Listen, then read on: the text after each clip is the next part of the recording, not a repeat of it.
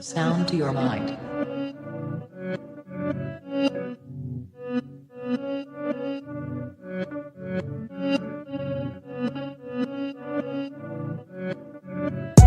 Breathe. I stay quiet as I light on my loud light. Breathe. I balance diet, I'm just trying to get my pounds right. Breathe. I stay quiet as I light on my loud light. Breathe. I balance diet, I'm just trying to get my pounds right. Shouts all of my team, I need more than a mattress support. In my dreams, could grab a few Z's like I'm falling asleep, but I don't wanna wake for the morning. Grief, breathe. Tears drop to the form in the sea. I broke heart, but it's worn in my sleeve. Never listened, I was warned in my teens, but I still skipped school, I was taught in the streets. Ring back, don't call for police. Stand tall, don't fall for the beast. Got issues with trust, so I'm born to believe. We've been a victim of love and now we're caught in it deep. Breathe. Yes, people, what's happening? Apologies for being slightly late, you know. You know what it is, yeah? I just actually checked here, my volume, there's something on my volume. And you know what it is? Something as simple as the bloody volume was just down, you know, and it's literally right in front of me, and I just didn't check it, you know. And yeah, listen, you see, when it comes to technology on this whole thing, leave me out of it, man. Obviously, I would say a few teething issues, but it happens too often, so it is what it is, man. But listen, we are back. Fitz, what you saying, bro? You all good? Yeah, man, can't complain. Can't complain. What about yourself?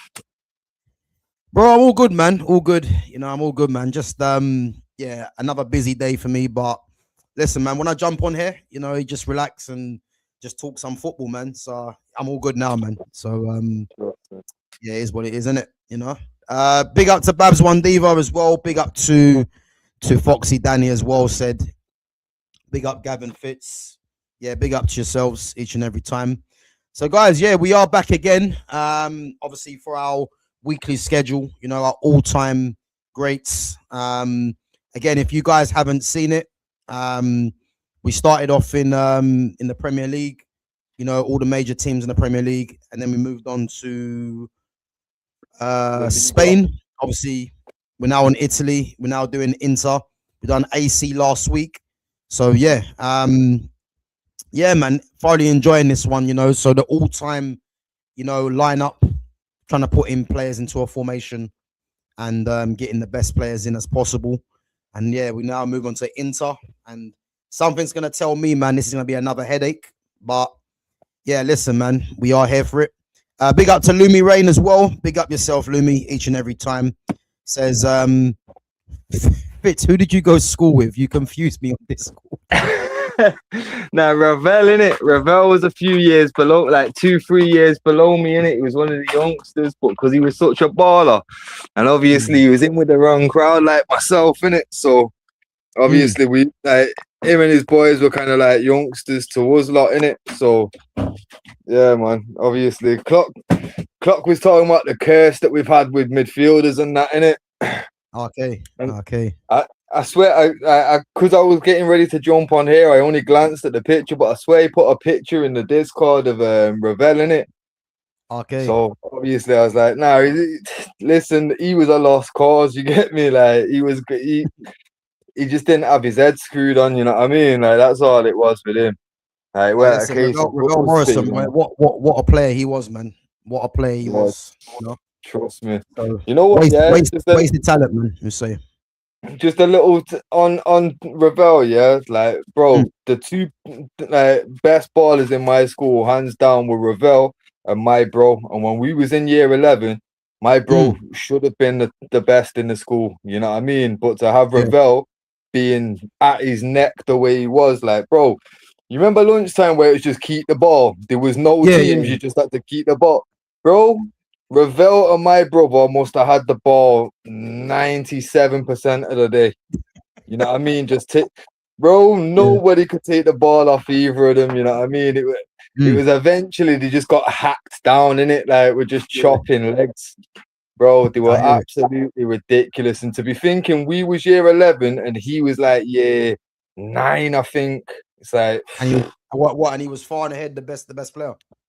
bro, him and my brother neck and neck. But my brother is like, he's a year 11, same way. You get me? Like, he should not have been even close to a year 11. You know what I mean? We're close to like adults now. You know what I mean? Us in size and that. Yeah. He looked like a fucking midget, bro. Like, he was tiny, nothing to him, just mark a kid. But no one could touch him, man. He was fucking ridiculous. But the fact that like he was so young and still at that level, technically, you've got to say he was better than my brother. You know what I mean? So yeah, he probably was the best in the school at year 9. It's a fucking joke, bro. He was a joke. I hear it, man. I hear it. As I said, man, one of the best talents this country's produced, man, for sure, innit? And you know, when you see players like that, man, you just wish that things went a different way, innit? But again, man, he won't be the first, and he definitely won't be the last. You know what I mean? It is what it is. Yeah. Anyway, guys, big up to yourselves for coming through each and every time. So we are going to do our Inter Milan all-time 11 from 05 to 2017. And again, if it's your first time in there, guys, make sure you check out all the other. We'll check out the playlist. It's under Major European 11, and there's quite a few things that we've discussed in terms of the all-time 11s. Yeah, big up, man. Big up yourself for coming through. Big up to yourself. Lumi says, "What teams did you play for, bro?" Fitz. Me. Yeah. None. I just like standard teams in it. I was at Stretford Vicks for years. Like, my brother got a lifetime achievement award at that club, so I'm going where he's going in it. Obviously, fucking yeah, man, Stretford Vicks for years. But I won't even lie. All my boys, like, we was all in the same team for time, and then obviously when I started smoking and that, like, dropped me to the B team, and I'm like, nah, I'm not doing this no more, man. Like, what do you mean I'm not in the A team? Like, nah, nah. So yeah, man, like that was the extent of my balling career. Demoted to the B team. You get me? You know what it was though? It was the coaches basically saying, like, make a choice in it. What you're gonna do? You're gonna smoke or you're gonna kick ball? And I was like, nah, I'm gonna smoke. You know. I'm gonna do both. Yeah, like, I'm gonna try and do both, but if you're gonna make me play in the B team, I guess I'm just gonna smoke. Then you get me? Like, fuck you, I'm not playing for that. And nah, man. But yeah, fucking yeah. That was the extent of mine, did it? My brother, I've always joked, my brother got all the balling talent, really. Like, he was out of this world. Like, because obviously, like, Irish twins, in it. Pops was a player, you get me? So he was born like literally 2 months before me, in it. So yeah, fucking when you're that close in age and all that, and like, everyone just looks at him and then looks at, it doesn't matter what you are, you know what I mean? Like, it's not happening. It's not happening in comparison. I was dead. But I hear it, man. I hear it. But the thing is, you know what it is, yeah. From obviously just from my experience as well, you know, Ireland do produce some individual talents. Because I remember being at Tottenham, yeah, and there was a player. I think he actually played for the first team. A player called Mark Yates. Have you heard of him? Mark Yates. To be fair, I think I have, but Yates is one of them names, in it. Like, there's a lot of Yates about.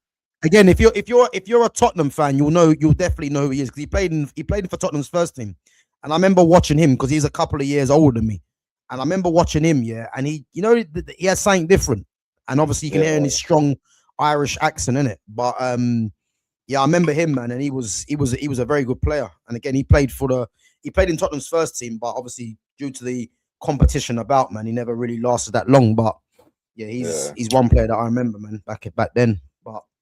Listen, man, yeah, as I said, man, I think with football, you know, sometimes if you've got it, man, you've got it, innit? You know what I mean? It's just one of them things, but yeah. But yeah, bro. As I said, man, I think going back to the Inter Milan 05-17 team, I mean, I could already see we're gonna change the formation. I know it for a fact, yeah.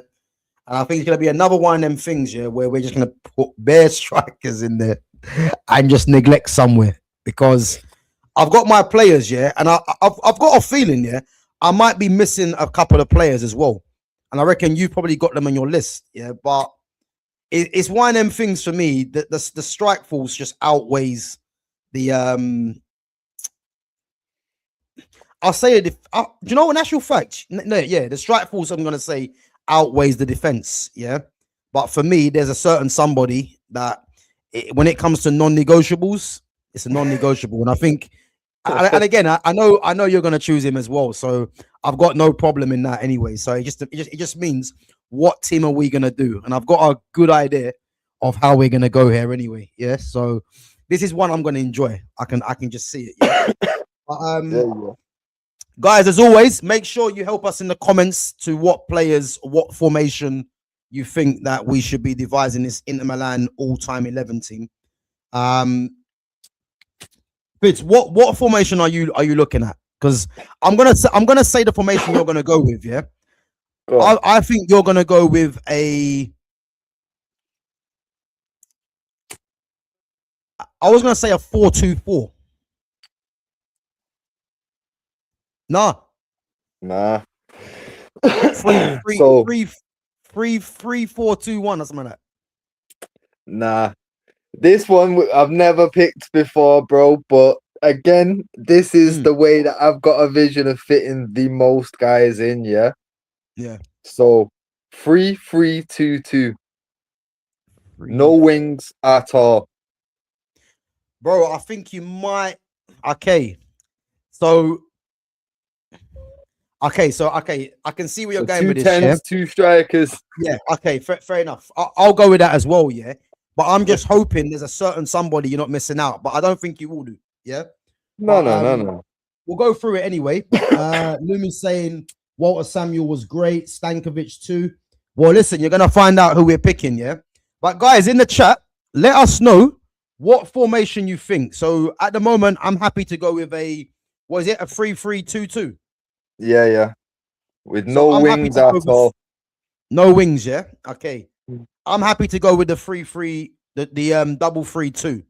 Double 3-2. I'm happy to go with that. Guys, what do you reckon for the formation? Let's see what the chat reckons. Yeah, I'm happy with the 3-3-2, to be honest with you. Yeah, man. That's what I'm saying. When you look at the list, yeah, I'm like, they've got some serious contenders for that centre mid. And then for me, there's 2 tens that have to be in the convo here.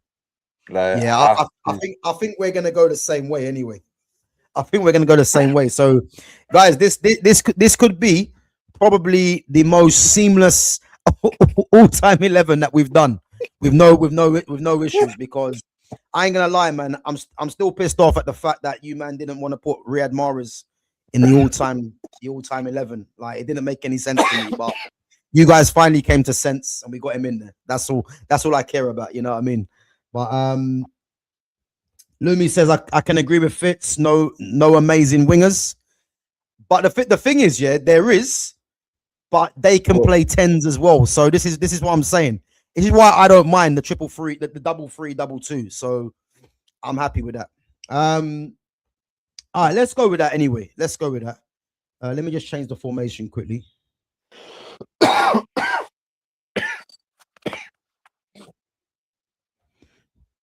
Have they even got it on there? They probably that's what I'm saying. It's not a very well used like formation, you know what I mean? All right, let's scrap that then. It's not on there. Well, the thing is, the closest they've got to it, yeah. The closest they've got to it is, so they got 3-3-1-3, 3-3-3-1, 3-1-4-2, 3-4-1-2, 3-4-2-1, 3-5-1-1. So I'm thinking the closest to it. Now that's not going to make sense, isn't it? Because the closest to it that I can see 3-3-1. Yeah, but you see, if we do that, we might have to put the non-negotiable in the centre 10. Nah, he's getting top for me, man. Nah, but that's what I'm saying. The person that I had visioned for his partner can't play the 10. Well, in fact, he might be able to. No, but I he don't think ever did. he can. All right, Even though it's not gonna make that much sense, but he's got the ability to do that. Yeah. All right. We'll get when we get there. We'll discuss it and see what I go on, bro. All right. One sec. Let's go on, bro. So 3-3-3-1, yeah. Right, guys, we're gonna go with the 3-3-1 because we haven't got the 3-3-2 in there. Now, let's go for the striker, yeah. Where you going? We're going from back to front. We're going from top to. Sorry, goalkeeper. Sorry, my bad. I'm skipping. I'm getting too excited, man. My bad. Right, so let's go through it. I think this one's gonna be unanimous, but it's pretty worth mentioning as well. So we've got Francesco Toldo, Samir Handanovic, Julio Cesar, and I think Lumi's got in there already. Julio Cesar, but I mean, over Toldo. What, bro? You're going Toldo? Of course, I'm going Toldo. You're killing me. No way, bro. If it weren't for Buffon, Toldo would have been the fucking number one for Italy for fucking. Bro, get out of here. Francesco Toldo ahead of Julio Cesar. No way. Lumi, I'm going with you on this one. Nah, bro, man. Toldo was cold, man. Bro, you shot me there. I didn't think you go with Toldo. Like I say, I used to love the Serie A in it. So I've got like a bit of a soft side for the man that had long careers there specifically in it, like Totti Del Piero and that, like, bro, these man. Yeah, man. Ballers. And that's what I'm saying. Toldo was there for years dealing with elite strikers, bro. I've just always held him high, man. I'm just checking now, yeah. I want to see what his career honors were. Let me just check. Because I'll be honest with you, I thought he was going to be unanimous with Julio Cesar. So Toldo's won 5 Serie A's, 5 Coppa Italias, and a Champions League, and 2 Coppa Italians with Fiorentina. Damn, it's not a bad shout, to be fair. Bro. It's not a bad shout. You, yeah. If it weren't for Buffon, he would have been Italy's number one for years, bro. I hear it, man. I hear it. Let me check Julio Cesar's quickly, just while we're there. So I want to say Cesar probably won the same amount. Yeah, so roundabout. So he won 1 Champions League, 5 Serie A's.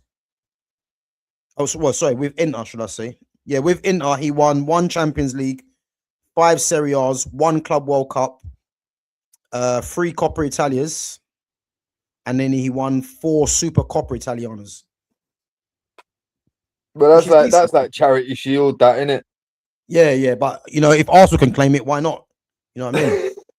You know what I'm saying? They're claiming all these friendlies, so it's only right to be doing the same thing, I suppose, isn't it? But I mean, to be honest with you, yeah, I think Toldo was good, you know, but I never had Toldo strongly, you know, as someone for me that I would say, yeah, he definitely has to be in this team. Yeah, you know, so to be fair, with the 2 options that they've got, like, I'm not gonna complain either way in it. It's just casting my vote, I'm gonna go Toldo in it. Like, but obviously, if you're going Julio Cesar and that's what the chat's going with, then it is what it is, isn't it? Like, it's not like I'm gonna be upset about that one. It's not like getting Van Dijk in my team. You know what I mean? I'm still sore about that one. Yeah. The thing is, though, as I said, I like left-footed goalkeepers. So, you know, when I see a left-footed keeper, yeah, it's a wrap, man. For me, I just prefer left-footed keepers. But like I said, there's other players that I'm willing to die on a hill for here. You know what I mean? I'm not gonna put it all in on Toldo. All right, cool. Let's get Julio in there, and then we move on to the more exciting part of the team. 1 minute. Hey, my thing's frozen. What's going on there? There we go. Is that working? Give me 1 minute, yeah. I think this is frozen.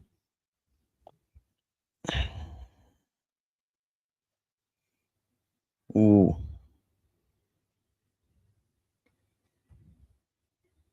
What's happening? I think it's this. Yeah, it's this. Oh, I have to put this in again. 1 minute.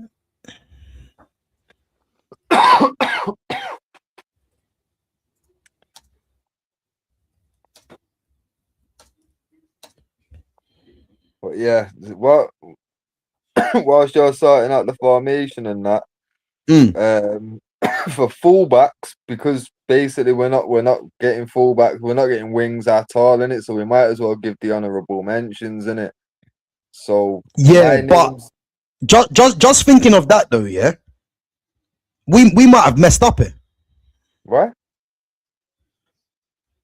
Whoa, I mean, let me put Julio Cesar in there. One sec. I know the one player. Well, I know this probably, but that's what I'm saying. That's why I think the honourable mention should be at least put out there, because they have got some quality fullbacks there. But but again, I don't know who you're actually referring to though. So if you're saying honourable mentions, I'm talking about Zanetti, Macon, but this is my point. How can we leave out Zanetti? Maxwell. Yeah. Oh yeah, Maxwell wasn't even in there for me. Koku's there. You get me? But that. Oh no, Coco. Coco. Yeah. Fucking. But yeah, that's like I say, bro. That's some solid fullback choices. Then Zanetti, top of the pile, in it. But bro, how are we leaving that Zanetti? Really? Though? Huh? How are we leaving that Zanetti? This is the thing, man. Like when it's coming down to these teams, they're so like from midfield upwards, so heavy in attack. Like this one, I'm actually like I'm more upset about leaving fullbacks out of the team than I am wingers. Yeah, you know what I mean. Like with the wingers, I could take it or leave it, but with the fullbacks, the Netty specifically, I'm like, well, it's a hard one, but. Like I say, when we by the time we get to the end of this, you'll know what my vision is. You know what I mean, Carl? When we have the places locked in, I'll tell you what I had in mind for that anyway. But yeah, I can't. You know what? I can't get Julio Cesar's name in there. Has he got other name? One sec. Let me just have a quick check. Yeah, I can't. I'm typing in Julio. I'm typing in Cesar. Just not coming up. He might be Todo. Let me see if Todo's name comes in. Nah, even Todo's not coming up.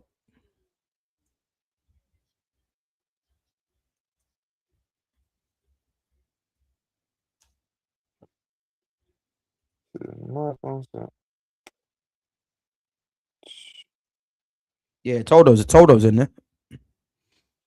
So his full name is Julio Cesar Suarez de Espindola. Maybe try Espindola, Espindola. Yeah, Pin.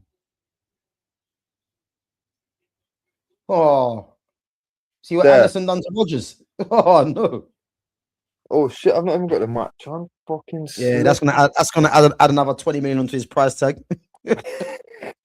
Trust me. What he done? He done the soul roll through Rodgers' legs, and then took out Ollie Watkins. Mad. All right, so Julio Cesar is in goal, guys. Yeah. Big up to Clockenders as well. Cesar was a top goalie. He was for me, man. But Fitz was thinking Francesco Toldo. To be fair, that kind of shocked me. I ain't gonna lie. Big up to Foxy Danny each and every time as well. Let me go through some of the chats quickly.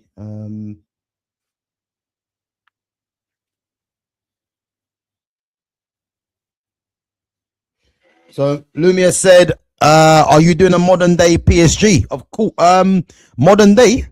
No. So we're doing the all time greats, in it. So from different periods. So good ball. So Oh we'll end up doing two teams for PSG in it. We'll do probably like yeah, 90s to like early 2000s, then one from early 2000s to like just yeah, before 2020 in it. yeah. There's no point because to be fair, like look at the first one we did, yeah, was the United one, and we did Mm, that to present day, and fucking the latest signing we had in there was Pogba. Like there was there's no point in having it to current day because they're not gonna get in against some of the guys that they're competing with. Like football's mm, declined that far that like even Barcelona, Pedri doesn't get into a Barca all-time 11. He's not even in the conversation. yeah. You know what I Which to mean? be fair sounds mad, yeah. But they've just got they've had too much quality down the years. And Yeah. even if you wanted to play a three man midfield, yeah, you could argue that. I mean, Pete personally, yeah. If I had a three man midfield, for me it'd be Busquets, Pedri, Iniesta. For me personally, but you could argue like, but what about Yaya? What about Xavi? What about Rakitic? Uh, You see what I mean? that's what I'm saying. For me, Yeah. I hear what you're saying, but I'm taking Yaya over Pedri every day. And to be fair, Mm. I might even take Xavi over Pedri just because I know how well he connects with the other two in the midfield. I hear it. You But know bro, what I you know mean? what? For me though, yeah, I think Pedri's that good. Yeah, as I said, I've always said Pedri is the closest player to Iniesta for me. You know, and I think Yeah, Pedri's one of them players. He could play in any area, any era. You know what I mean? yeah. No, I hear it. I hear it. Mm. But But like I say, it's like, bro, look at mm, some of the players that PSG had even before they had money. They ridiculous, like a Kocha, Ronaldinho, like bro. bro, let's not spoil it, man, because Yeah, that team's gonna be a yeah, headache to put together, man. And we yeah, can't spoil it, man, because yeah, they've had some real bad boys, man. And I don't mean Pauletta, you know what I mean? So I'm trying to say. But big up to Clock Enders. Big up for the super chat. Says Ronaldo, Schneider, Zanetti can be also my 50p's, my 50ps words. Well, he lost me on that one, Clock Enders, man. He nah, lost me but on that one, man. but 05, there was no R9. Now R9's not in this, no. No R9 Wait, from no, he's not. He's there. not in this R9, is he? Yeah, Nah. yeah, From this era, it was AC Milan and Real Madrid. yeah. And you know what? I agree with Lumi. Yeah, I do agree with you, Lumi. Yeah, you can't drop Maicon, but I think Maicon has to be dropped after what Gareth Bale done to him. So that's probably where he loses out, you know. But to have no Maicon or no Zanetti, it don't make Eh, sense to me personally. But listen, Fitz has got an idea, so let's run with that idea, man, because it is crazy to be fair.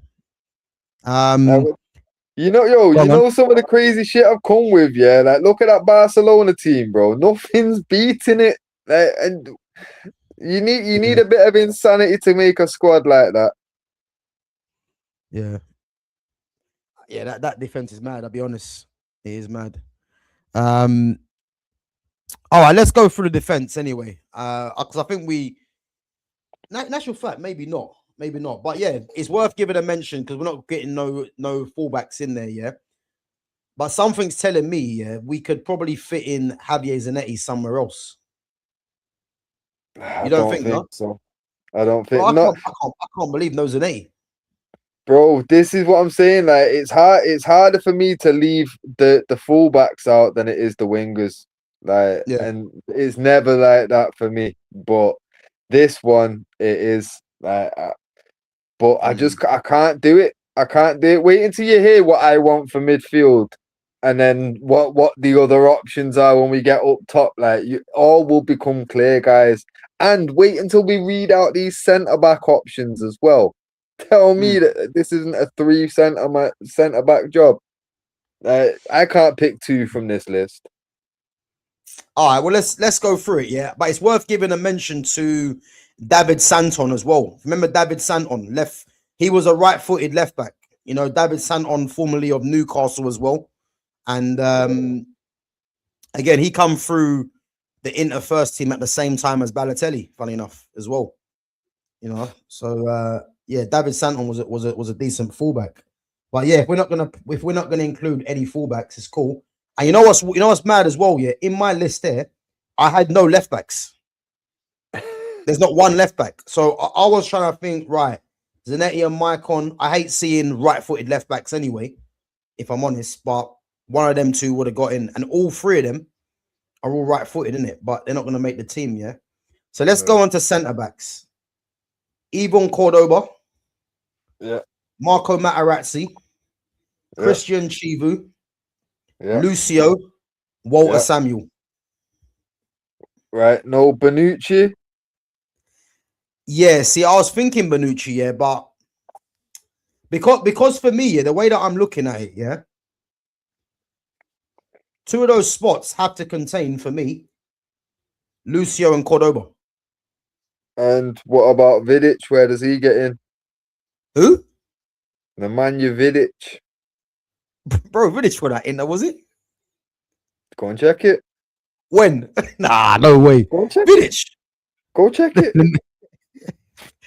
Wait, let me check. Vidic at Inter. When the hell was this? Bro, you should be used to it by now. I do this. Bro, to he you was every there. time. He was there. Yes, he was there, bro. What? Where's Nemanja fit into your plan? He don't. What do you mean, bro? Behave. Wait a minute. Wait. Oh, shame. Of course he did. He left United to go there, didn't he? Bro, that is mad. I forgot about Vidic going to Inter. Bro. Like I say, Nemanja fits into my plan, bro. Like my three was going to be Samuel, Lucio, Cordoba. Vidic. Yeah. Nah, Vidic. What? No, what? Walter Samuel ahead of Cordoba. Yeah. Okay. Do you know what, Lumi? You know what, Lumi's on form today. You know, she's actually on form. Vidic was washed at Inter. You know what? I make you right. You know, I do make you right, because the very fact that I forgot Vidic was there, you know, and I don't miss sometimes, but I even forgot he was there. Bro, I'm not. Bro, we're not having acknowledgements of Vidic was washed as a statement. It's not happening, bro. But listen, Vidic on his worst day, man, was better than what anything that Arsenal have to offer now, man. I think, and I think it's showing as well. Let's ask the chat. Clockenders, what do you think about Vidic on a serious one? Do you think Vidic has the right to be in this team? Because I'm looking at Cordoba and Lucio. And then left side, I think, because I would have originally gone for even Christian Chivu, yeah. Obviously, he's their manager now. Yeah, or probably what was Samuel, yeah, but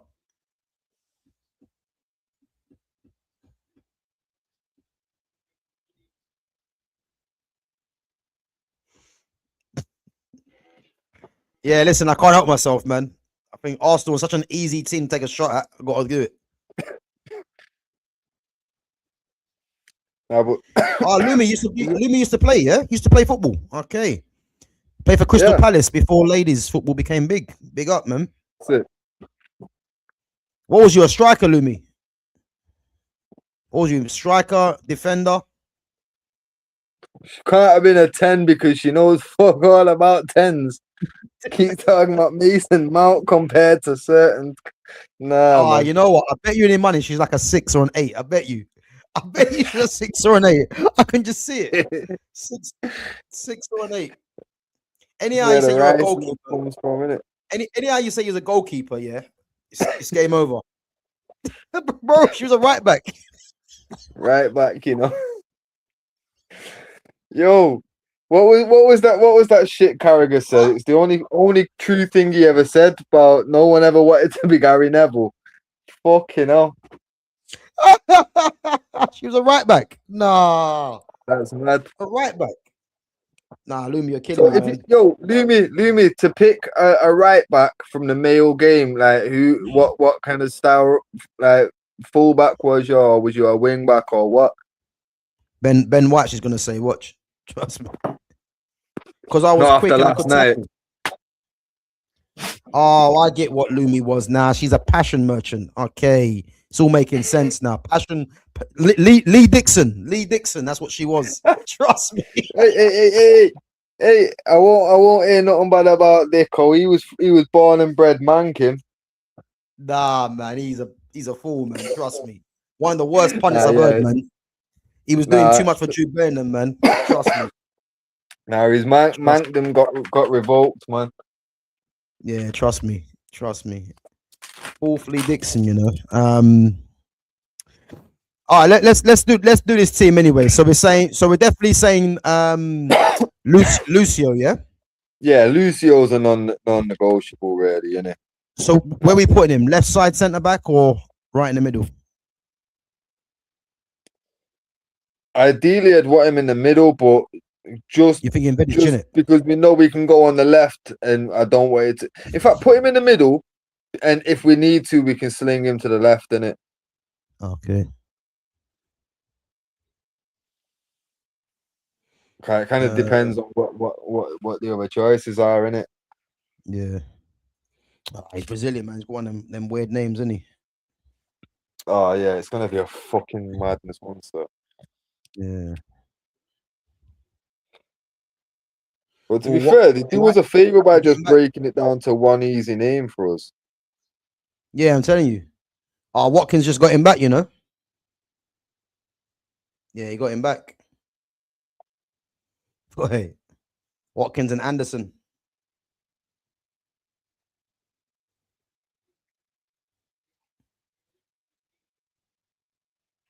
Ferreira de Silva. All right, one of them And his ones. name, bro, his name is Lucimar. So type in Lucimar. That's his first name, isn't it? I got him. Lucimar, you know, mad.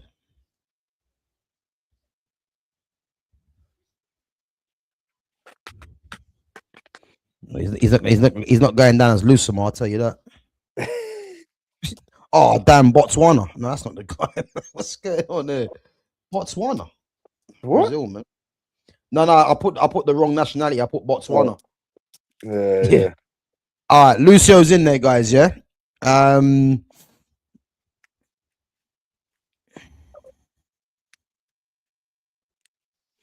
Let's test Gav's knowledge now properly. Listen, you'll fail. That's what I'm saying. You'll fail miserably. Yeah. You can test it, but don't say you were warned. He wasn't warned. Gav, there was one game pre-season they allowed us to play at Selhurst Park. Oh, is it? How did you get on then? How many players played for Arsenal and Inter Milan? This goes to Fitz too. So how many players Fitz played for Arsenal and Inter? So you've got Alexis Sanchez, Dennis Bergkamp. Yeah.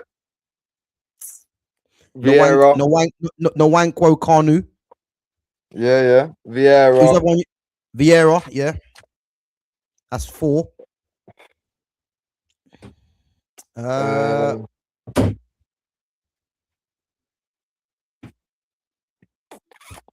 just seeing if there's anyone on the list that I'm just overlooking. I think, yeah, I'm gonna say, I'm gonna say 4. You know, I think there's 4. I've got a feeling there's gonna be at least one more. Yeah. Oh, I know. Nelson Vivas. I'd have never have called that one. Bro, listen, the brain's just ticking, man. I'm telling you, when it comes to this football game, I don't miss a beat. Now, listen, I got 5 clock enders. Don't try that. We got 5. So Nelson Vivas, Alexis, 5 to go. What, 10? What, you got 10 players? No way, there's 10 players. 10 players. Edu Gaspar? No, Edu didn't play for Inter, I don't think. Nah, no one's cheating, man. We're just on the spot, man. Now, yo, give a clue. Give a clue. Is it more towards current or is it more back towards the 90s? Because I'm currently in the 90s. Yeah. So at least The give only me recent a one, only recent one I'm thinking of is Alexis Sanchez.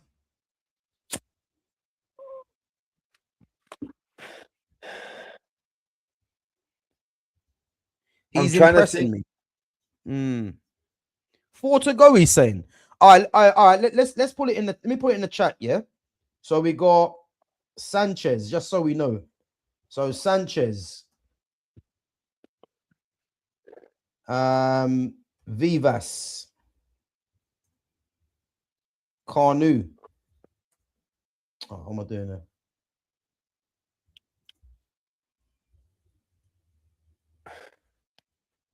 So Sanchez, Vivas, Carnu. Who else did we say? Oh, Vieira.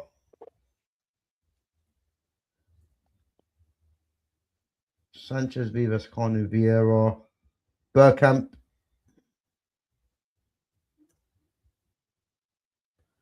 So 1, 2, 3, 4.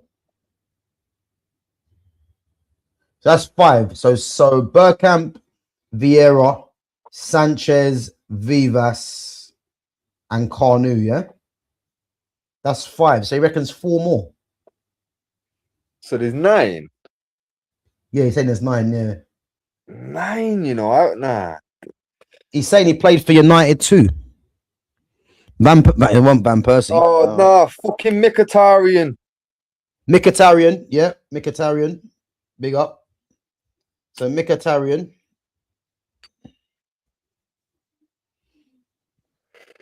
All right, so there's more. The more recent. They've got to be. So we got 6, yeah, at the moment. I'm thinking there's a striker there. There's like a it's not Lacazette, but it's like a Lacazette or an Aubameyang level type guy. There's got to be. I'm thinking positionally. That's what I'm doing now, yeah. I'm thinking what? Nah, Pires won't. Nah, I want Pires. A German Pires. striker, NAF defender. Oh, okay. German striker. Man United didn't have a German striker. No, Arsenal, isn't it? Oh, sorry. Arsenal did. Okay. Podolski. Lucas Podolski. Yep. A NAF defender, 2 played for United. It wasn't Mikel Silvestre. He didn't play for Inter, did he? No. A defender from United? He's saying 2. United as well. He's saying 2 played for United, he said. And it's a defender. Yeah, so a German striker, Podolski, yeah? A German striker, Podolski, a NAF defender, and 2 played for United. So we've got 3 more. Right, so the 2 that play for United, you've already said Sanchez, you've already said Mkhitaryan. Yeah. It's not Mikel Silvestre, is it? No, not Mikel Silvestre. Nah, I don't remember him playing for probably someone like someone like Igor Stepanos or something like that. Imagine that. United. Wait. I'm stuck on this. United and Arsenal. Wait. Because we've not had a bag of guys from Arsenal. I'll put it on the screen. Look. So a German striker, which is Podolski, a NAF defender, and then 2 played for United. You work on the NAF defender, and I'll work on the United ones. Yeah. I said Silvestre already. Oh, Cedric Suarez is one. Yeah. I said Silvestre already. Clock enders. We said Silvestre already. Cedric Suarez is the other one, the right back. Is there one more then? Is there one more?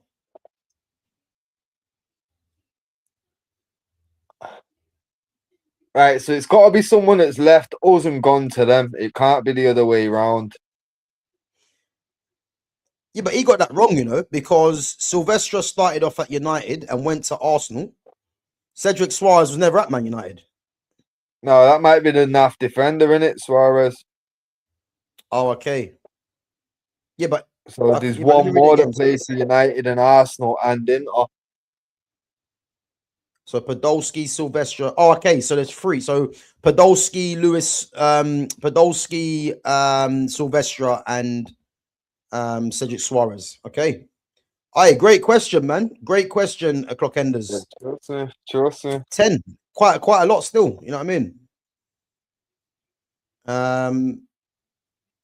Let's go on to this question before we move it on. Gavin Fitz, do you guys have a favorite Italian football player? Yeah, listen. There's loads, man. I mean, I think it's better for me to tell you the Italian players that I rated, because obviously back in the day of Goal Lazio, man, you had mans like Giuseppe Signori. What a bad boy he was. Obviously Baggio, Verratti, Antonio Cassano, Totti, Del Piero. Like it's not fair to just name one. If we're going to the defense, Cannavaro, Nesta, Maldini.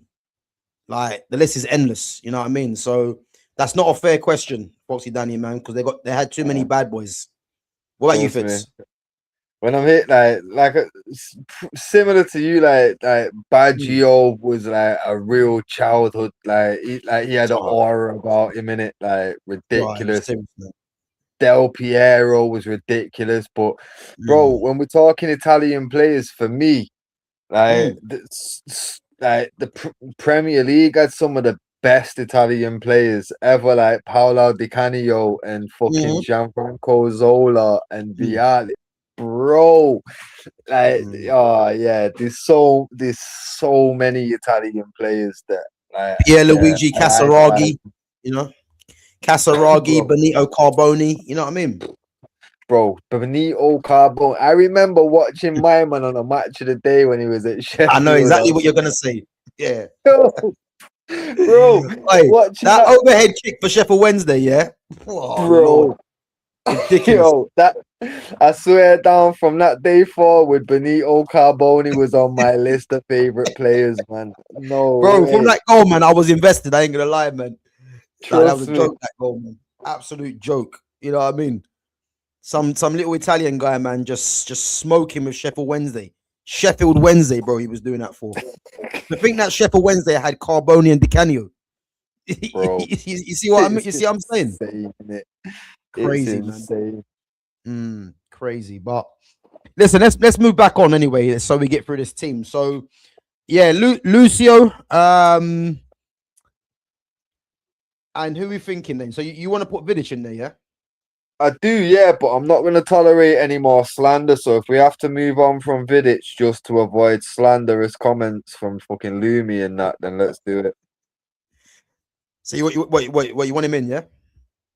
I really do, yeah, but I'm willing to hear arguments because to be fair, bro, they've got some fucking quality there, you know what I mean? So there is a conversation to be had, because fair enough, he was at the latter stage of his career and we wouldn't have let him go if we felt he was really of that high potential still, you know what I mean? Or he had that high quality left in his game, and we wouldn't have let him go. So, but again, that's what my argument is. I think if it's the Vidic that was at United, then of course, but there's a reason why he ended up at Inter in the first place, isn't it? Because he was obviously past it a bit. So I hear it, but still, for me, I still want him in. But like I say, because I get the argument. So I'm not again. There's other positions I'm more concerned about dying on that hill. You know what I mean? I am willing to concede this one if there's a strong enough argument for who's going in ahead of him. Okay. I mean, I'm happy to put in, yeah. I mean, I don't mind putting Vidic, but I'm happy to, because I'm thinking Cordoba, Lucio, and Christian Chivu in it. But I mean, if you want Walter Samuel, you got to pick between Walter Samuel and Vidic. So who are you dropping out of Cordoba and Chivu then? because Chivu was a bad boy, to be fair. Just to be fair, if you can, if you decide that, then it'll make my job a bit easier, innit? Yeah, I'll drop out Christian Chivu. Right. And what are you looking to do with Cordoba? Put him on Cordoba the right right. side centre back, Lucio left side, and if you want to put Vidic in there. Well, so it's Vidic or Samuel, and I'm gonna go for Vidic in the centre. You take your vote and then let the chat do their thing, innit, card. So Vidic I feel in the like centre. if That I means get the final Lucio on the say on left. just get, huh? So put Lucio on the left, yeah. Yeah, and then obviously it's either Samuel or Vidic in the middle, and I'm willing to put that one to a vote in it because I can understand the argument for Vidic not being in, but I'm still gonna vote for Vidic. So obviously it's up to you in the chat there, whether it's Samuel or Vidic. Nah, listen, I'm happy to put Vidic in there, man. There's got to be some United biased in this, bro. There's got to be. Yeah, I hear it. Where is he? So Serbian. So I'm happy to go Lucio, Vidic, and Cordoba. Sweet. Ivan Cordoba. Oh, that's the only problem with these players, man. They got some funky names out here. Well, so let me search that one as well. Yeah, man. It's probably like Ivan Cordoba Rodriguez or something like that, innit? I know. Don't worry, I got him. Colombian. Yeah, Ramiro, Cordoba, Yeah, I ain't got time for that, Sepulveda. man. I ain't got time for that, man. He can relax. These with men all have that. always got 5 names to their shit. It's crazy. I'm telling you, man. I'm telling you. All right, cool. Yeah. So we got Cesar in goal, Ivan Cordoba, Nemanja Vidic, and Lucio. You know, so no Walter Samuel, no Christian Chivu missing out. As I said, Bonucci wasn't really an option for me. I didn't really think of Bonucci like that. And Materazzi, boy, he was never getting in for what he done to Zidane. You know, making Zizou miss his chance of winning another World Cup. So let's be real, bro. He would have lifted the World Cup with them one more 100%. time. He was the best player that. Yeah, but But when I see him flicking the ball over greats like Ronaldinho and R9 and Kaká, yeah, you knew he was destined to win that because that was it semi-final or quarterfinal. What he done to that Brazilian team, bro, I don't think people talk about that enough. Bro, you've got like some of the best players to ever play the game, yeah. And Zidane showed everyone that he's that guy. No, like, he was just taking the piss. So trust me, yo, didn't he hit a fucking Panenka on fucking Buffon in that same game? Probably. No. What not against? I swear that was against England. No, I swear that was earlier in the game. You know, let me just double check that. I swear it was. I can't remember. I know he hit I swear he hit a Panenka against England when he scored Then he scored a free kick and a penalty in the game. Not yet. Italy. He did it against Italy, bro. He did it in the World Cup final, bro. What? He scored a Panenka in the World Cup final? Keeper that's ever lived. He did the Panenka against Buffon in the World Cup final earlier that game, bro. This is what I'm saying. Zidane was different. Yeah, bro. He had no respect, man. He had no respect. Bro, no wonder man were trying to get him to fucking get sent off. Like when a man's already done that to the best keeper in the world, just get him out of my face. Yeah, hey, that was taken personal. You know what I mean? Trust me. I never even knew that, man. I never even knew that. He was saying else though, man. But listen, let's move it on anyway to the midfield. Now, boy, I don't really know where we're gonna go with here, yeah. But let's go through the names anyway. Wesley Sneijder, Dejan Stankovic, Esteban Cambiaso, Patrick Vieira, Thiago Motta, Marcelo Brozovic, Juan Sebastian Veron, Mateo Kovacic. What I would say, yeah, out of all those players in that list there, yeah, who would you say is the undisputed number one that has to go in there? And I think we can narrow that down and then move it on. To be fair, I already know. I know this whole, like, the rest of this. I've got it. I know what my vision is. Cause like basically, Schneider is in my 10 list, and them two, like, on the side of the center 10, they're just gonna be 10s. They're not gonna be wide players at all for me. So Schneider's got a place somewhere in that 3. Yeah, you know what I mean. Well, the thing is, I hear it, yeah, but the thing is, I think if you're putting Schneider in that 10, that means you're leaving out someone that I didn't think you would. But I don't want to ruin it. 'Cause I wanna see if we're on the same page. We'll get there. We'll get there. So are we putting Schneider as part of the 10s then? I would, yeah. Okay. But this is what I'm saying. If we pick like a 3 here, normally look at that defense. We were pretty much agreed on 2, and then the third one, it was, you know what I mean, a bit of a. But so realistically, the third choice here, if when we get to it, we have to, we can just put Schneider, and you know what I mean, take out the third choice, and if we have to rejiggle shit around, we can do. Because I might have actually forgot someone. I don't think I have, but I might have in it. But for me, that midfield 3 is Cambiasso, Juan Sebastian Veron, and Patrick Vieira. I would love to get Stankovic in there, but that 3 is crazy. I'll be honest, yeah, Stankovic was getting nowhere near this team for me, yeah. But I'll tell you one thing, yeah. I used to play against a friend, Pro Evo, yeah, and the amount of times he packed me with Stankovic, yeah, was an absolute joke. I don't know what this guy was on, Stankovic, yeah, but he used to pack me every time with this guy. And he used to do it to a point, yeah, where whenever there was a winner in the game, yeah, it was usually Stankovic. Like, it made no sense. The guy's shooting ability was deadly. So, but he was never getting in my team, I'll be honest. And then Lumi comes in with usual delusion. Mount beats Veron. Let's move on. Yeah. Lumi just trying to roll out the classics there, but yo, that hurts my head. But bro, you know what makes me laugh though, yeah?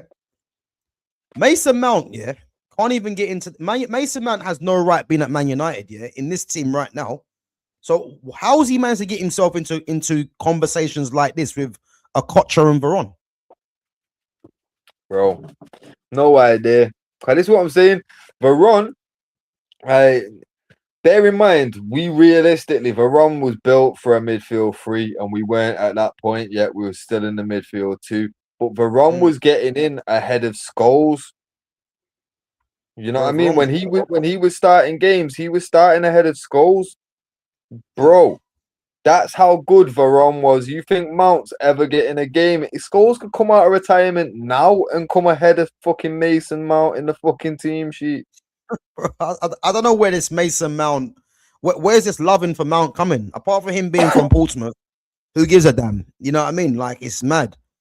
It's absolutely mad. I don't even know how he's getting into these convos, but the thing is, bro, I even gave Lumi a gem to latch onto, the fact that the best striker the league's ever seen retired at Portsmouth, and she still wants to come at us with this Mason Mount propaganda. I'm out. I'm out. Bro, sorry, the best who? Sorry, the best striker that the Premier League has ever seen.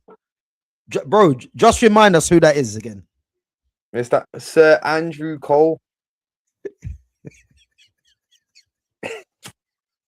All you Arsenal fans are typing away fast in it. I don't want to hear it. You know my fault. Right. I'm laughing because there was no stutter.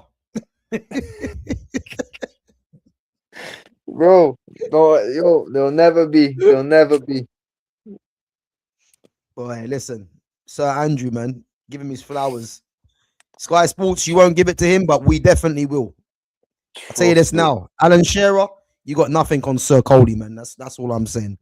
You know, that's all I'm saying. People can deny it all they want, but the proof is in the pudding. But yeah, no, listen, going back to that midfield, yeah. I'm trying to think who else is there that deserves a mention. Mata, Yeah, Kovacic, but again, the midfield three are Cambiasso. Kovacic is good, but he's not getting ahead of Veron or Vieira for me. That's what I'm saying. Yeah. Cambiasso, Vieira, Veron, bro, that is ridiculous. That three is insane. And to think that Cambiasso, ended up at Leicester City on a free. On a free, yeah. Madness, isn't it? Bro, you know what's crazy? Yeah, I was putting together a thing for a list on like the top 10 free transfers, and I had to break it down and do it a Premier League one of its own, because some of the frees that they've been in the Premier League's absolutely insane. You know, ridiculous.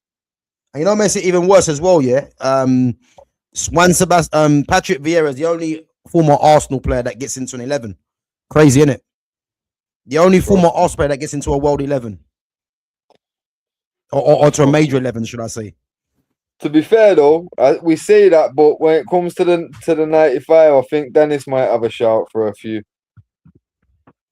But it depends. It depends who's in the list, though, innit? Yeah. No, but to be fair, I was mainly thinking of the Arsenal one.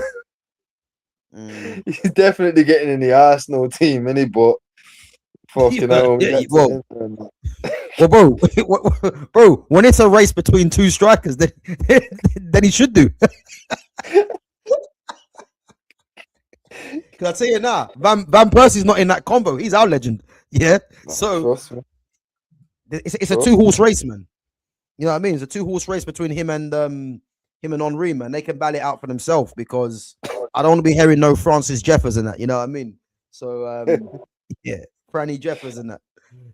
To be fair, bro, Andy Cole had one game for them, so technically he's probably gonna take the slot anyway.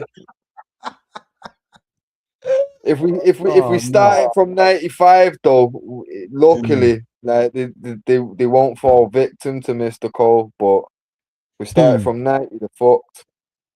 So what are you saying? Cole is in there by default? He might have to be. He's better than Henry, innit? Well, don't let Lumi cry on that one, man. Or Clockenders. They'll probably deactivate after that. But what's this? Gav, do you have a property portfolio? No. It's a simple question, nah. Simple answer. Nope. It's one for you, bro. Look. Go on, one sir. Let me see. Do you do stock trading? Some of these random questions. Yo,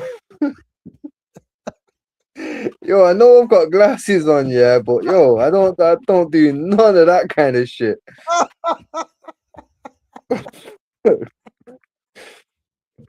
Oh man, what are these questions? Next year you're asking him, is he a librarian or something like that? You know what I mean? Yo, the joke is, last stream it was aftershave and shower gel. This stream it's fucking stock trading, fucking markets and that. Like, come on, man. What happened to the real questions? I don't know, man. It's maybe it's copium, innit, with the Arsenal stuff. Who knows? Yeah, just trying to distract themselves, innit? Yeah, trust me. Even Foxy Danny's saying, Lumi, that's random. I hear it. Listen, when she thinks Mason Mount's on par with JJ Okocha, then you know what you're working with, innit? You know, crazy. But anyway, listen, let's move it back, man. Before we got sidetracked. So, guys, we got Julio Cesar in goal. Ivan Cordoba, Vidic, Lucio making up the back three, and then Vieira, Cambiasso, Veron. And you know what I'd say, yeah? That midfield three there is probably the easiest that we've done so far. You know what I mean? That's the easiest we've done so far, I would say.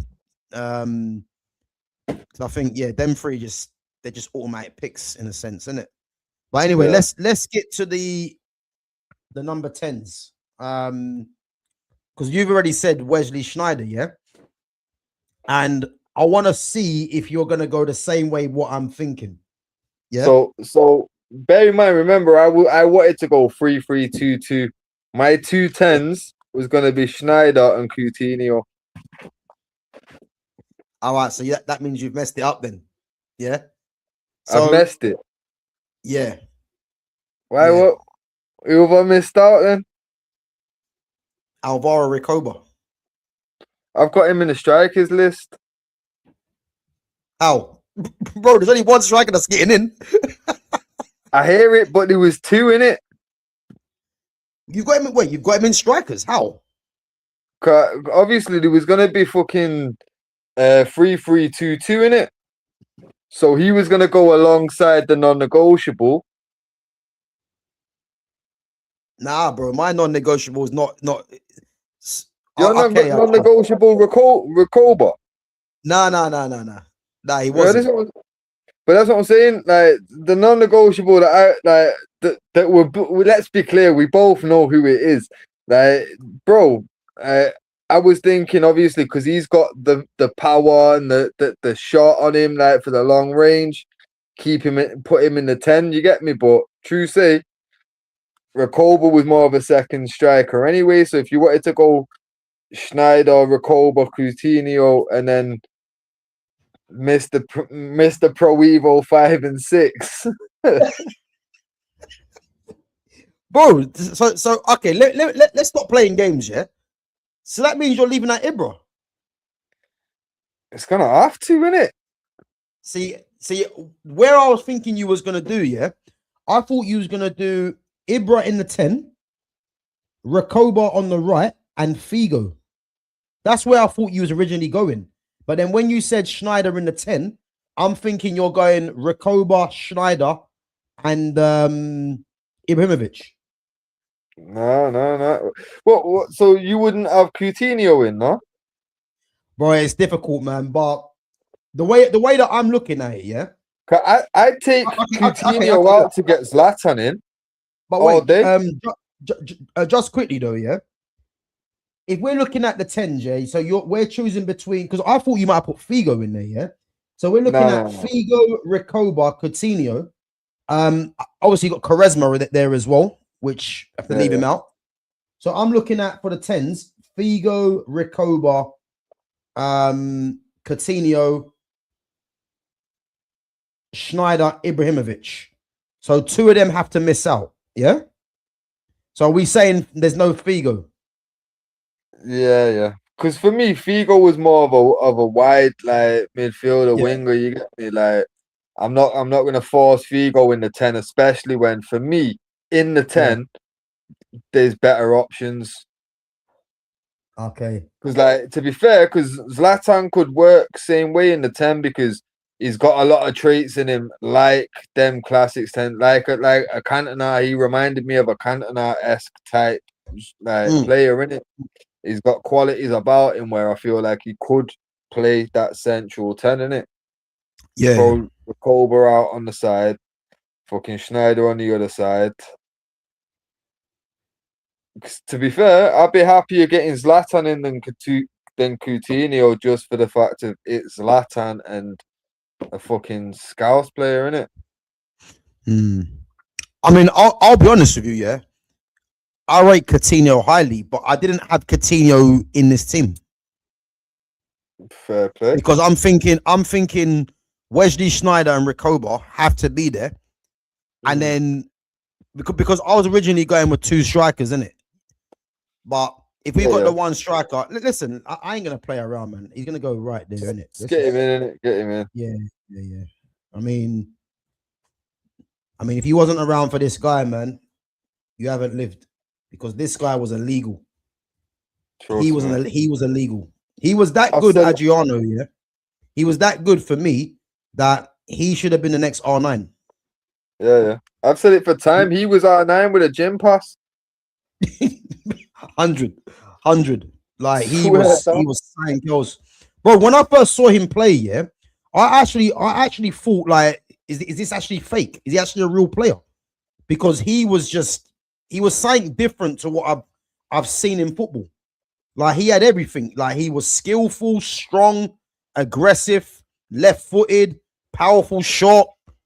Like he had everything. You know what I mean? And it's one of them things where I genuinely thought, yeah, he was the next R9. Like not in style of play, but what he could emulate what R9 was doing. He was that good. Yeah, like and obviously, as we mentioned before, the whole co-ownership as well, isn't it?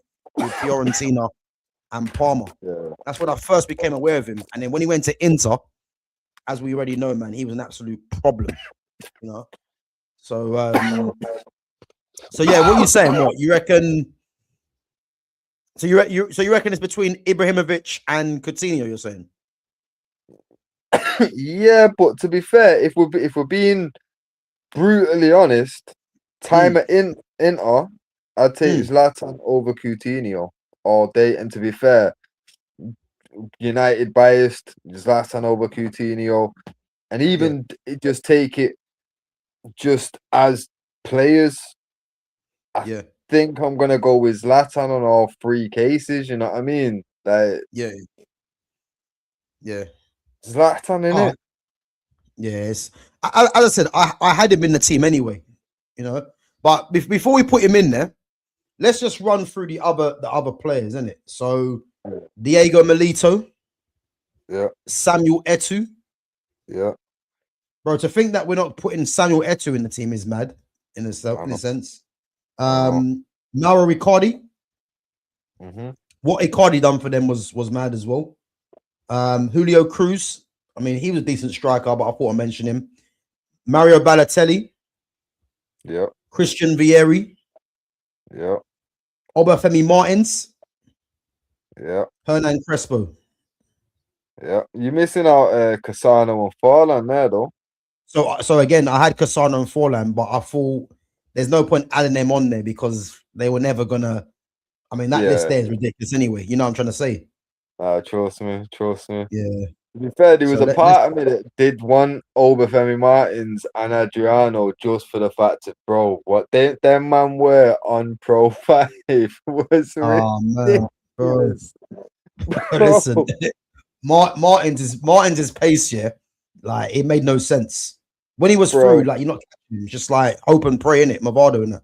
You know what I'm trying to say? Bro, it was fucking it was a joke. It was a ridiculous team that, like, I do not care. Like that for me, like certain teams on certain games in it, it's like that, like 2008, 2009 Barca team in the FIFAs and that, like it was just a cheat code.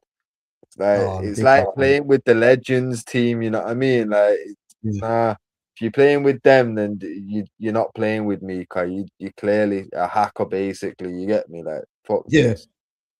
Fuck. Nah, listen. I remember his scene with the low socks, man, and he had them popping calf muscles. It made no sense. It just made no sense. But the thing is as well, I never forget this year when I went college and like literally I must have been about what 18 at the time. And I remember one guy, obviously from Nigeria, he was in my class, innit? Yeah, when I was doing my course. And at the time, I think he was about 4 or 5 years older than me. Yeah. And he said he grew up with Obafemi Martins, in Nigeria. And this guy was literally 4 or 5 years older than me. And he told me that Martins was 2 years older than him. Bro, trust me. And this is when Martins was in his peak at Inter Milan, yeah. And obviously at the time, I think Martins would have been about 19 or 20. Yeah. And this guy literally was a couple years, was like 3 or 4 years older than me. I'll never forget the story he told me. He said to me, like, he even admitted, he said, what a lot of Nigerian footballers do when they come to Europe is that they just say that they're younger than what they really are. So obviously have a long career, innit? He literally told me that. I'll never forget this conversation, yeah. And the guy told me that Martins was 2 years older than him. Like, it's crazy, man. I couldn't believe it, man. I've heard a similar thing about Kanu, innit? like Kanu, like no one knows his real age, bro. Like he's just fucking He's easily 60 now, man. You know what I mean? bro. Like that Yeah, that man, I don't even think he knows his real age anymore. Like yeah, trust me. all his documents are forged at this point. Mm, yeah, trust me, man. Fucking But yeah, nah, to be Um, fair though, like it's a smart move though, because obviously, like, yo, these men, like, say if they're 21, 22, and then they're advertising themselves for 17, 18, they're yeah. looking more developed than, you know what I mean? Like, it's just, yeah, man, it's a smart move if you can get away with it, but fucking hell, like, the day Mm. that a man gets caught slipping with the documents wrong and that, like, bro, It's game over. yeah, man, I Listen, don't think his it's partnership worth with it. Adriano, yeah, his partnership with Adriano, man, yeah, they were an absolute problem. Them two, you had the Yeah. pace of Martins and the strength of and the skill of Adriano. You know what I mean? 10 and 17, like it was mad, absolutely Ridiculous. mad. Yeah, It's crazy crazy, that man. fucking Martins ended up at Newcastle, bro. Yeah, with number 9 on his back as well. Yeah. Insane. Mm. That's what I'm saying. Back when the Prem, like shit teams had quality players, you know what I mean? Like Yeah. the league's not the same, man. The league's not Mm. the same. Because if I remember, wasn't Martins brought in to replace who was number 9 before then? Was it Pap? Wait, was it Papi Cisse? Did he come Might off the have, Papi Cisse? might have been one sec. To be fair, Newcastle had some good strikers, man. You know that. Bro, trust me, bro. Cliver and that. Oh, Bro, Clive, to be fair, just based on attack alone, Newcastle might need an all-time 11, you know. yeah. Yeah. You know what? I think it'll just be like 1, 2, 1, 2, 8. You know what I mean? Trust me, man. Trust me, They've had some. just bang a keeper in there, a keeper in there, and just bang the rest up front. Fuck it. Trust me. Yeah, they've had a lot of strikers, man. Like even guys like that are just might be deemed as like average, like Demba Ba and that. You know what I mean? Yeah, bro, But they've had some fucking strikers, man. ridiculous, man, That ridiculous. Papi Cisse was a problem though. He was an absolute joke. Yeah, Oh, yeah. it might be penalty for Forest. Might be. Um, Gav, how can I get Etu in? Big up Lumi. Yeah, listen. If we're being realistic here, the only way Etu gets in this team for me is if you possibly take out Alvaro Recoba. But that can't happen because if anyone watched Alvaro Recoba, penalty, yeah. If anyone watched Alvaro Recoba, yeah, Alvaro Recoba, what a left foot, what a player he was. And again, they don't make players like Alvaro Recoba anymore, man. He was that good, you know. But Etu was a top striker, but this order of that front line there, he don't get in ahead of Adriano, no way. I mean, we've had to play Ibra in the 10. Schneider's in there because he's Schneider. And then Recoba was a bad boy. So yeah, listen, man, it's not easy to get Etu in there. Look at Diego Milito, you know, what he done in that Champions League final. So he can find himself hard done by not to get in there either, man. Don't forget. I fought hard to get Etu in the fucking Barca one.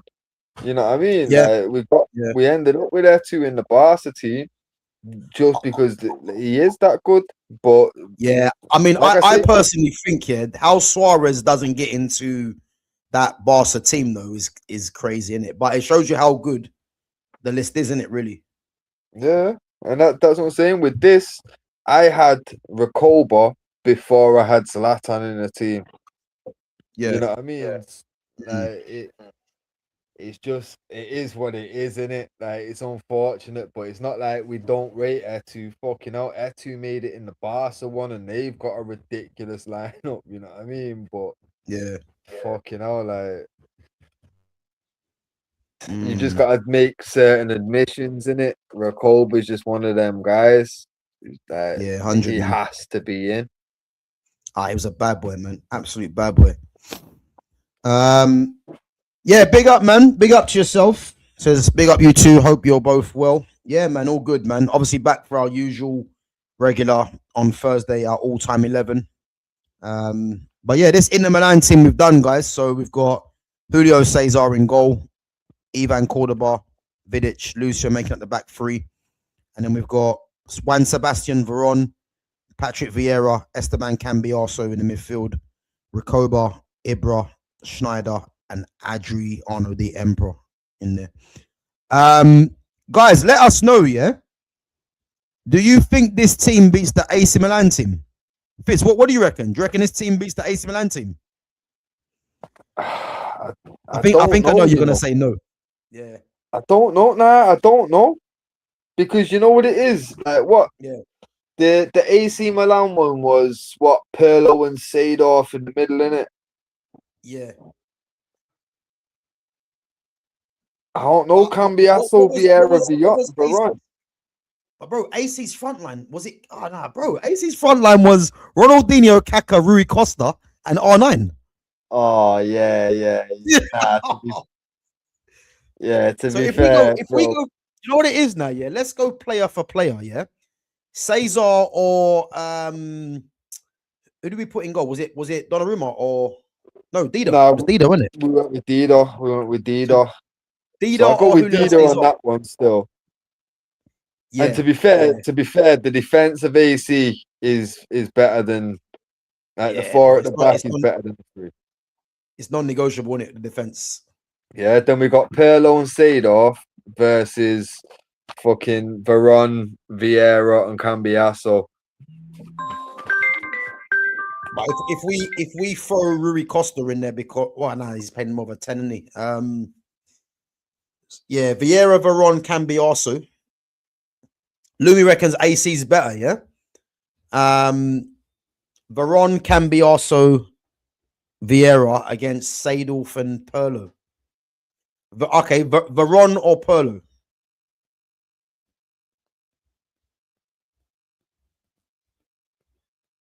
What, for me?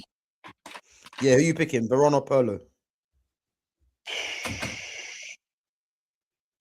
Probably go with. It's difficult, isn't it? Yeah, I don't know. Bro, I'm asking you, yeah, because I don't want you asking me, man, because I don't know what I'm gonna do. Guys, Veron or Pirlo in the chat? Veron or Pirlo? Lumi's saying Pirlo. Yeah, but are you saying Pirlo because you didn't see much of Veron? That's what I want to know. Are you saying Pirlo because you didn't see much of Veron? Because I tell you now, you see Juan Sebastian Veron? Supreme midfielder.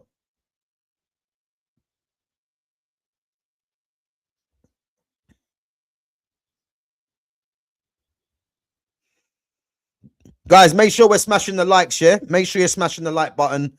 And if you're new in here, make sure you sub to the channel as well. And make sure you hype the channel, guys, as well. Would be much appreciated. Veron flopped at too many clubs. No, I disagree. What clubs did he flop at? I mean, well, you're going to say Man United and Chelsea. I don't think he flopped at Man United, but what you need to realize, his time at Man United, yeah? Yeah, no, Crockenders, man, I disagree, yeah? I think what you have to realize, his time at Man United, it was more of a case of when you've got Paul Scholes, who's come from the youth, and Paul Scholes is arguably one of the greatest midfielders to play the game, definitely to play in England in the Premier League. And then you've got the captain, Roy Keane. Veron was someone that needed to be given the license to basically be Man United's midfield. And again, I wouldn't say flop, but he was around top midfielders in Keane and Scholes, and he was never going to be allowed to be that guy because Keane was the captain and was very vocal, and Paul Scholes was the youngster from the academy. So it was very hard for Veron to make his mark, which is why, if you look at Chelsea when they had their rebuild, I believe Veron was one of their very first signings as well. So yeah, I don't think he flopped. You know what I mean? I just think the platform wasn't really provided.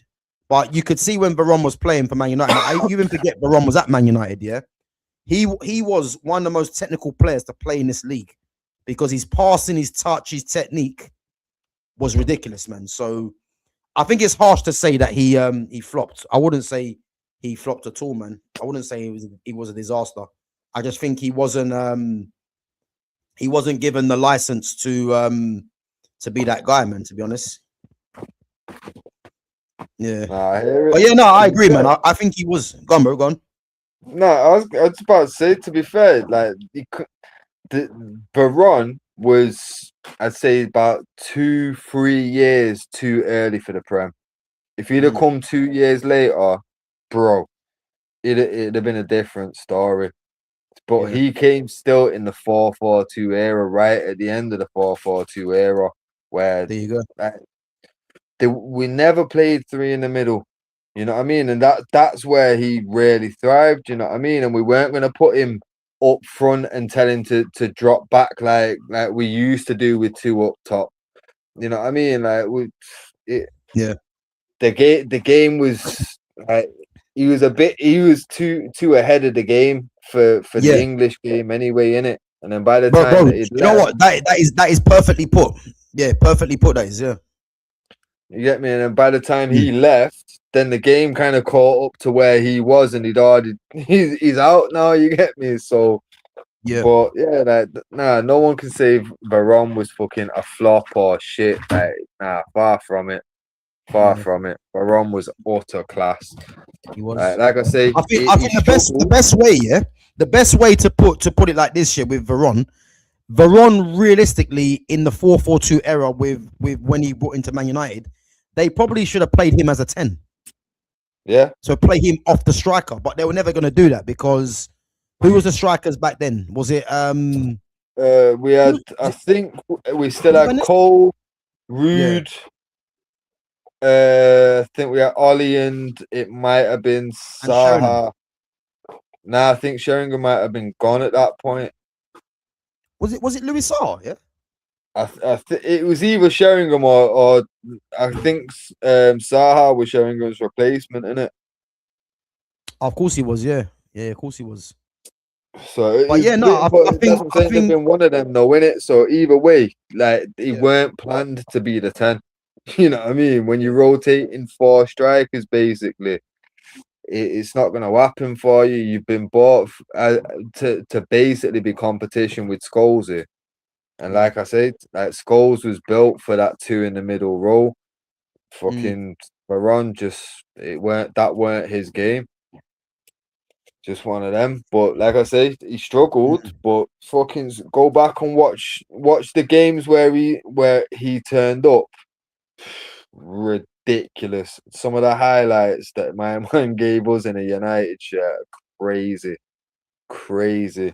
Bro, he was a top footballer, man. And as I said, he should have been when they brought him in, because as you said, he was ahead of his time, and he should have been playing more as like a number 10, if anything. Um, Putting him ahead of Scholes and Keane in it. But the Yeah, facts are he wasn't really allowed to flourish, not because he wasn't good enough, but it's because the hierarchy of Keane and Scholes there meant that, as I said, you got two British guys, one from the academy, the other who's the vocal captain. Veron was always going to be like the third man in a sense, you know what I mean? yeah. So, but now what a player he was, man, no doubt. Um,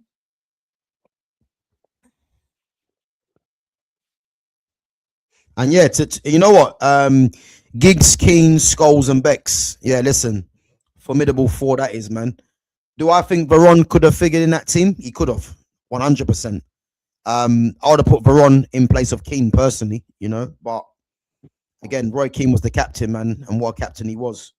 Terrible pundit, but good captain, man. So And to be you know what I fair, mean? if you'd have took Keane out, like it's not like Varane was shit defensively, but Mm, you needed someone that was more defensive minded than like Varane to yeah, cover for Scholes, because Scholes was so horrendous when it come down to tackling and defensive yeah, work. Like mm, you really did need someone that was gonna cover like a lot of the dirty work for Scholesy in it.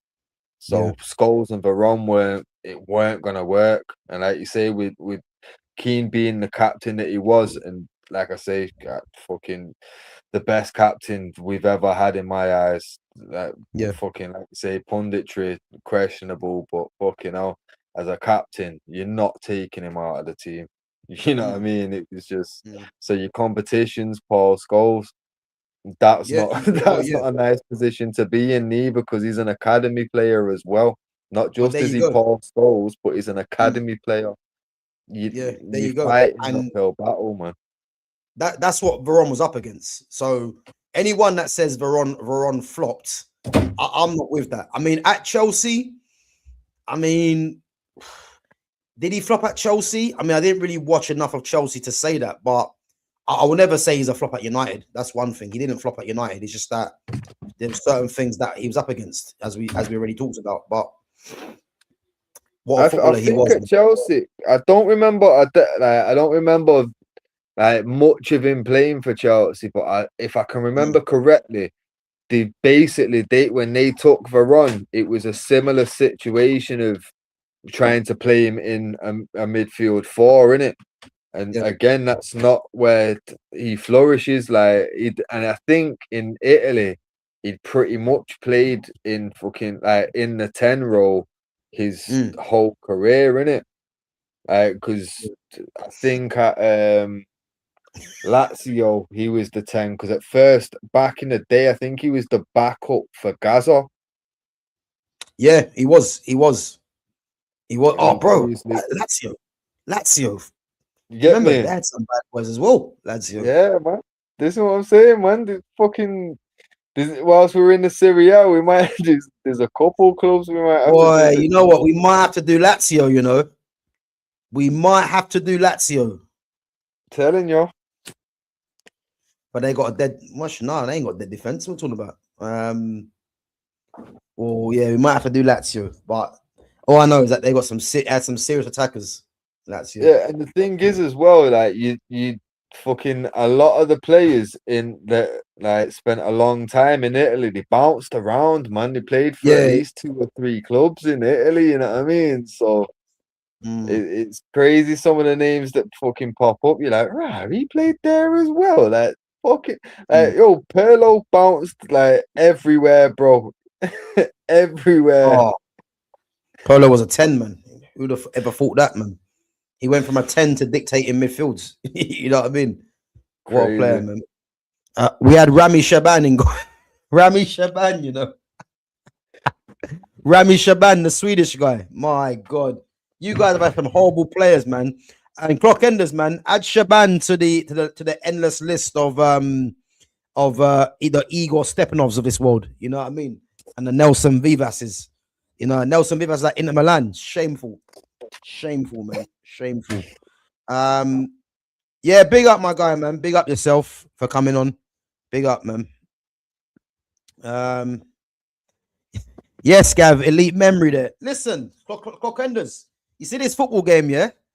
There's not much I don't know about when it comes to this football game. As I said, man, I've been invested from young. You know what I mean? So, yeah, listen, man. When it comes to players and that, like, yeah, I just know, man. You know, but Rami Shaban, I don't want to hear that name again, man. I'll tell you that for free. You know, Fitz, bro. All right, let's go to the comparison. So, Vieira or Seedorf? Seedorf, in it. It's got to be. Right, I know you rate Seedorf highly, man. I know you rate him highly, yeah. I tell you now, he's back though. He's back with the hair, man, with the dreads. I can start taking him more. I can start taking him more seriously now. You know what I mean? Because I tell you now, when he had the dreads at Ajax, he was saying Kels, and even at Real Madrid, and the bald head at AC, he was still a demon. Don't get me wrong, but that wasn't the Seedorf that I remember. You know what I mean? Trust But, me. yeah, Trust me. what a player, man! What a player. All right, let's go to comparisons. Rui Costa or Schneider. Now that one's very close because Rui Costa, for me, like ridiculous, absolutely ridiculous. But I think Where do you rank bias Rui Costa? Where do you rank Rui Costa in terms of the all-time great number 10s? he's got to be in the top 10. He's got to be in the top 10.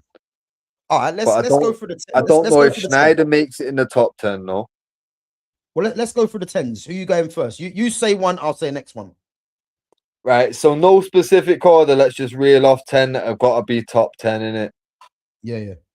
Yeah. So Zidane, Ronaldinho, Neymar,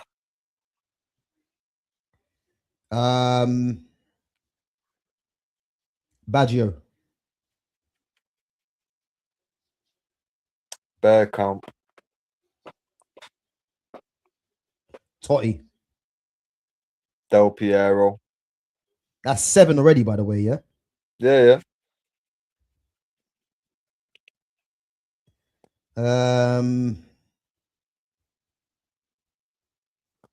Mine's gone blank, man. I fucking hate this. I'm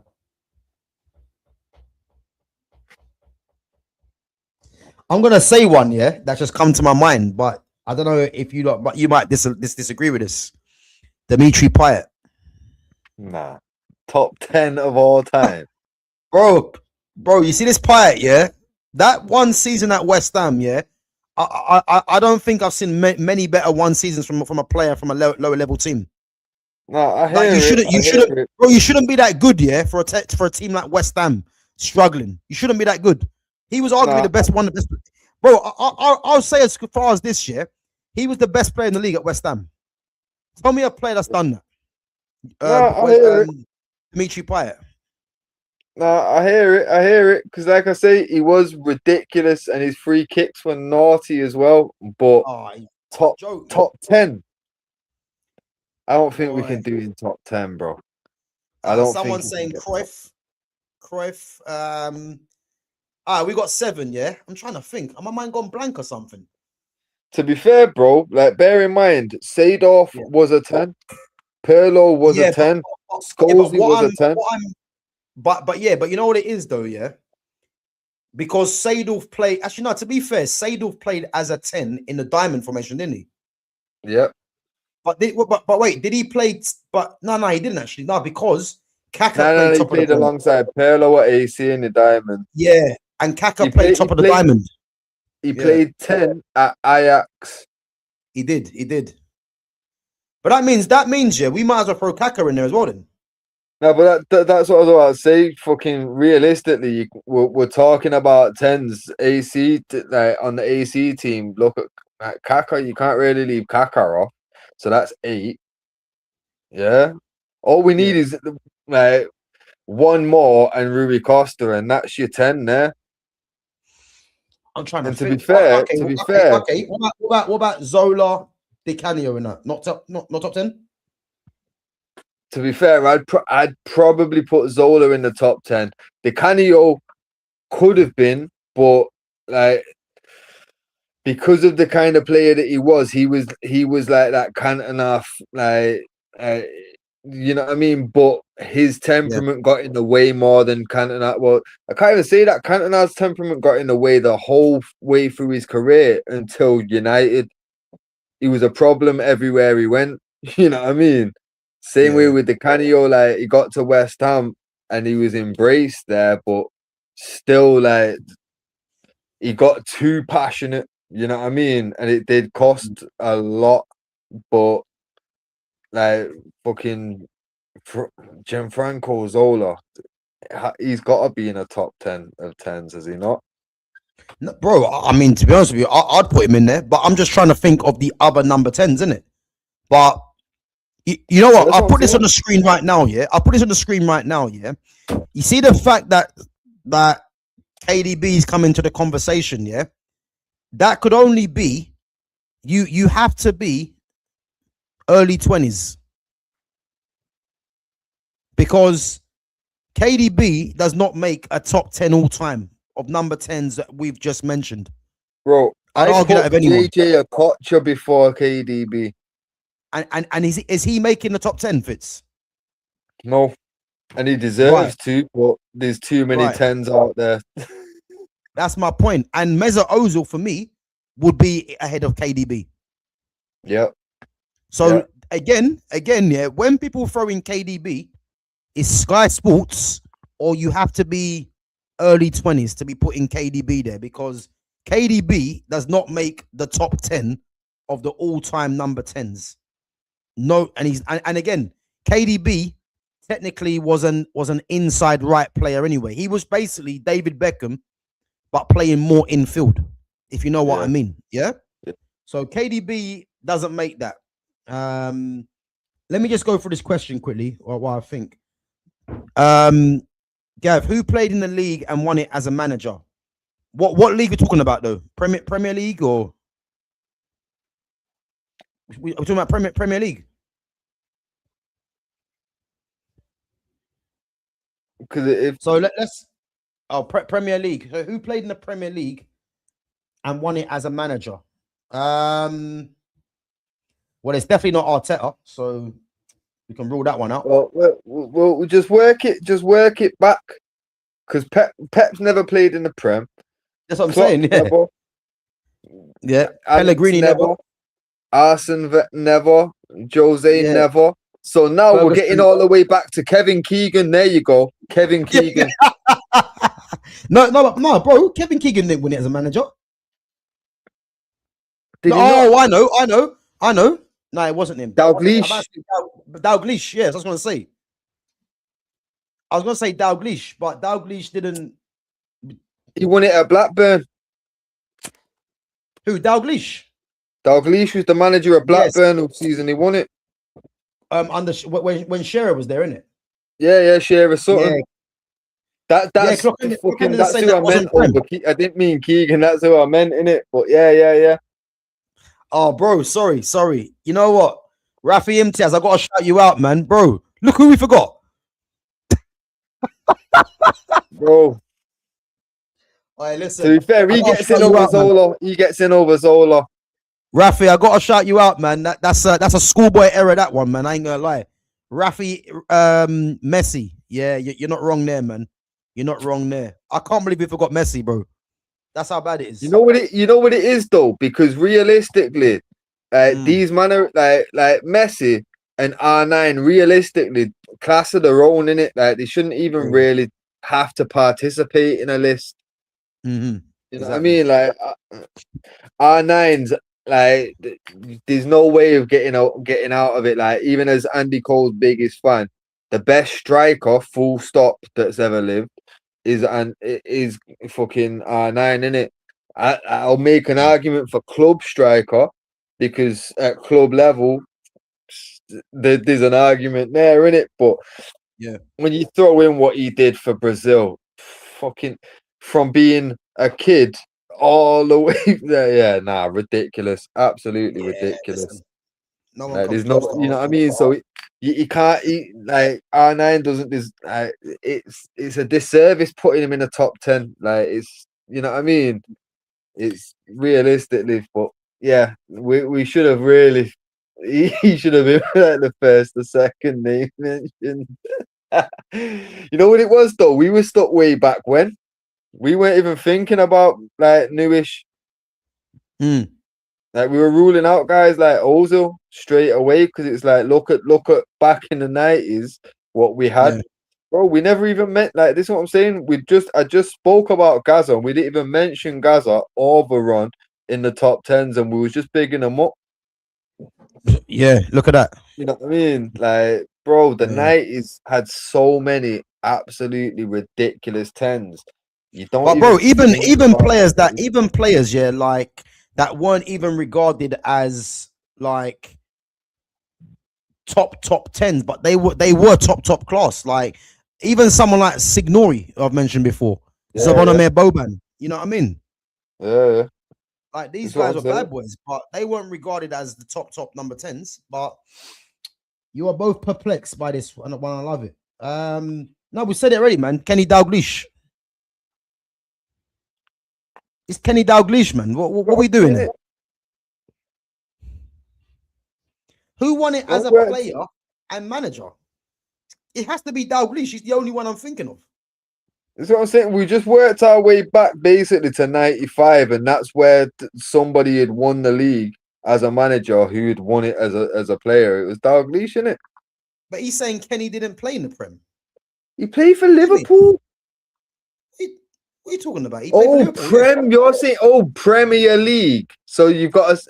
It's got to be a Premier. Oh, okay. I get what he means now. Okay. So it's basically from what, 92? Yeah, I get what he means now. Not in the Premier League. Oh, not in the Premier League. Clock enders, what are we doing there? So are we talking about Clarify what we're doing here, bro. We're all over the place.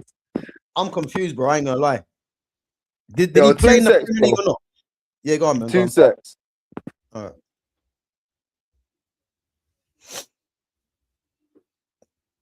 Yeah, clock enders, let us know what you mean, man.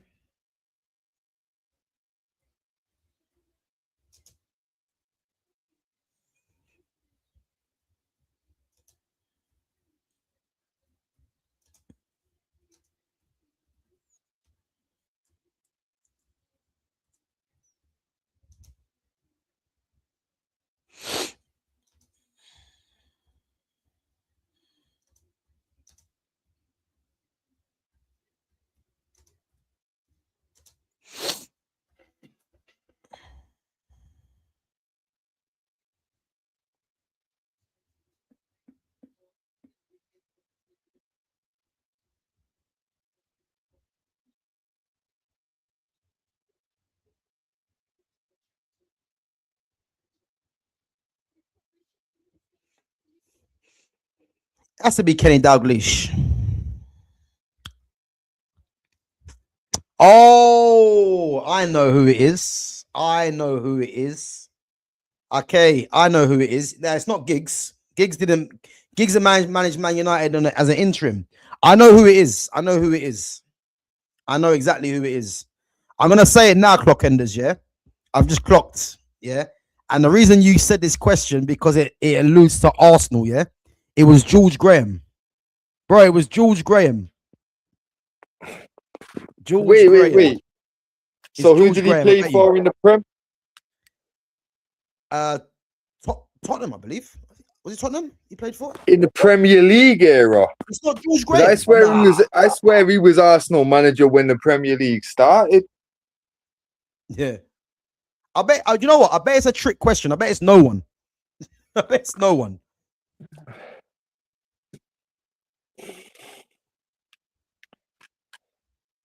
Nah, clock enders, man. You're on site, man. Nah, he's got to be trolling us just to see us fucking puzzled, innit? Bro, it's either yeah, Dalglish, George Graham. That's what I'm thinking. No, but this one, right. So let's just run through Premier League winning teams, yeah. So the very, very first Premier League team to win the league was United. Oh, bro, I've got it. Sorry, I know who it is. Go on. Did he play in the Premier League though? Was it Roberto Mancini? Did Mancini play in the Prem? I swear he did. Is it Mancini? Nah, did Di Matteo win the league when Chelsea won the Champions League? Nah. Di Matteo won the Champions League. I got it. Yeah, I got it. Mancini, yes. But wait, who did Mancini? Oh, Mancini was at Man City. I swear he was, or Chelsea. No, Aston Villa. Leicester. Yeah, do you know what? Sick question. Mancini was at Leicester. Yes. Do you know what? That's a mad question, you know. Trust me, that was a sick one. That had me, I'm not gonna lie, that had me. Yeah, Mancini. It come to my mind because I was thinking, yeah, this doesn't make no sense if it's not because the thing is, yeah, Dalglish and them did win the they did win as a player, innit? But are we talking about in recent times? It must be in it.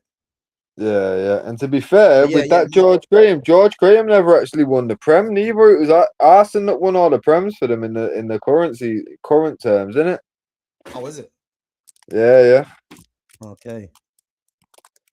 Yeah, Mancini, man. I forgot Mancini was at Leicester. Yeah, that's a sick question, though. Nah, trust me. Nah, to be fair though, we would have got there in the end just by running through like everyone. Like I was about to just start running through in it. Fuck it, like got to Yeah. be somewhere in there, innit? But nah, yeah, that was sick. I can't lie. The fact that I nearly had to go through every fucking Premier League team that's won the league and the manager that they had.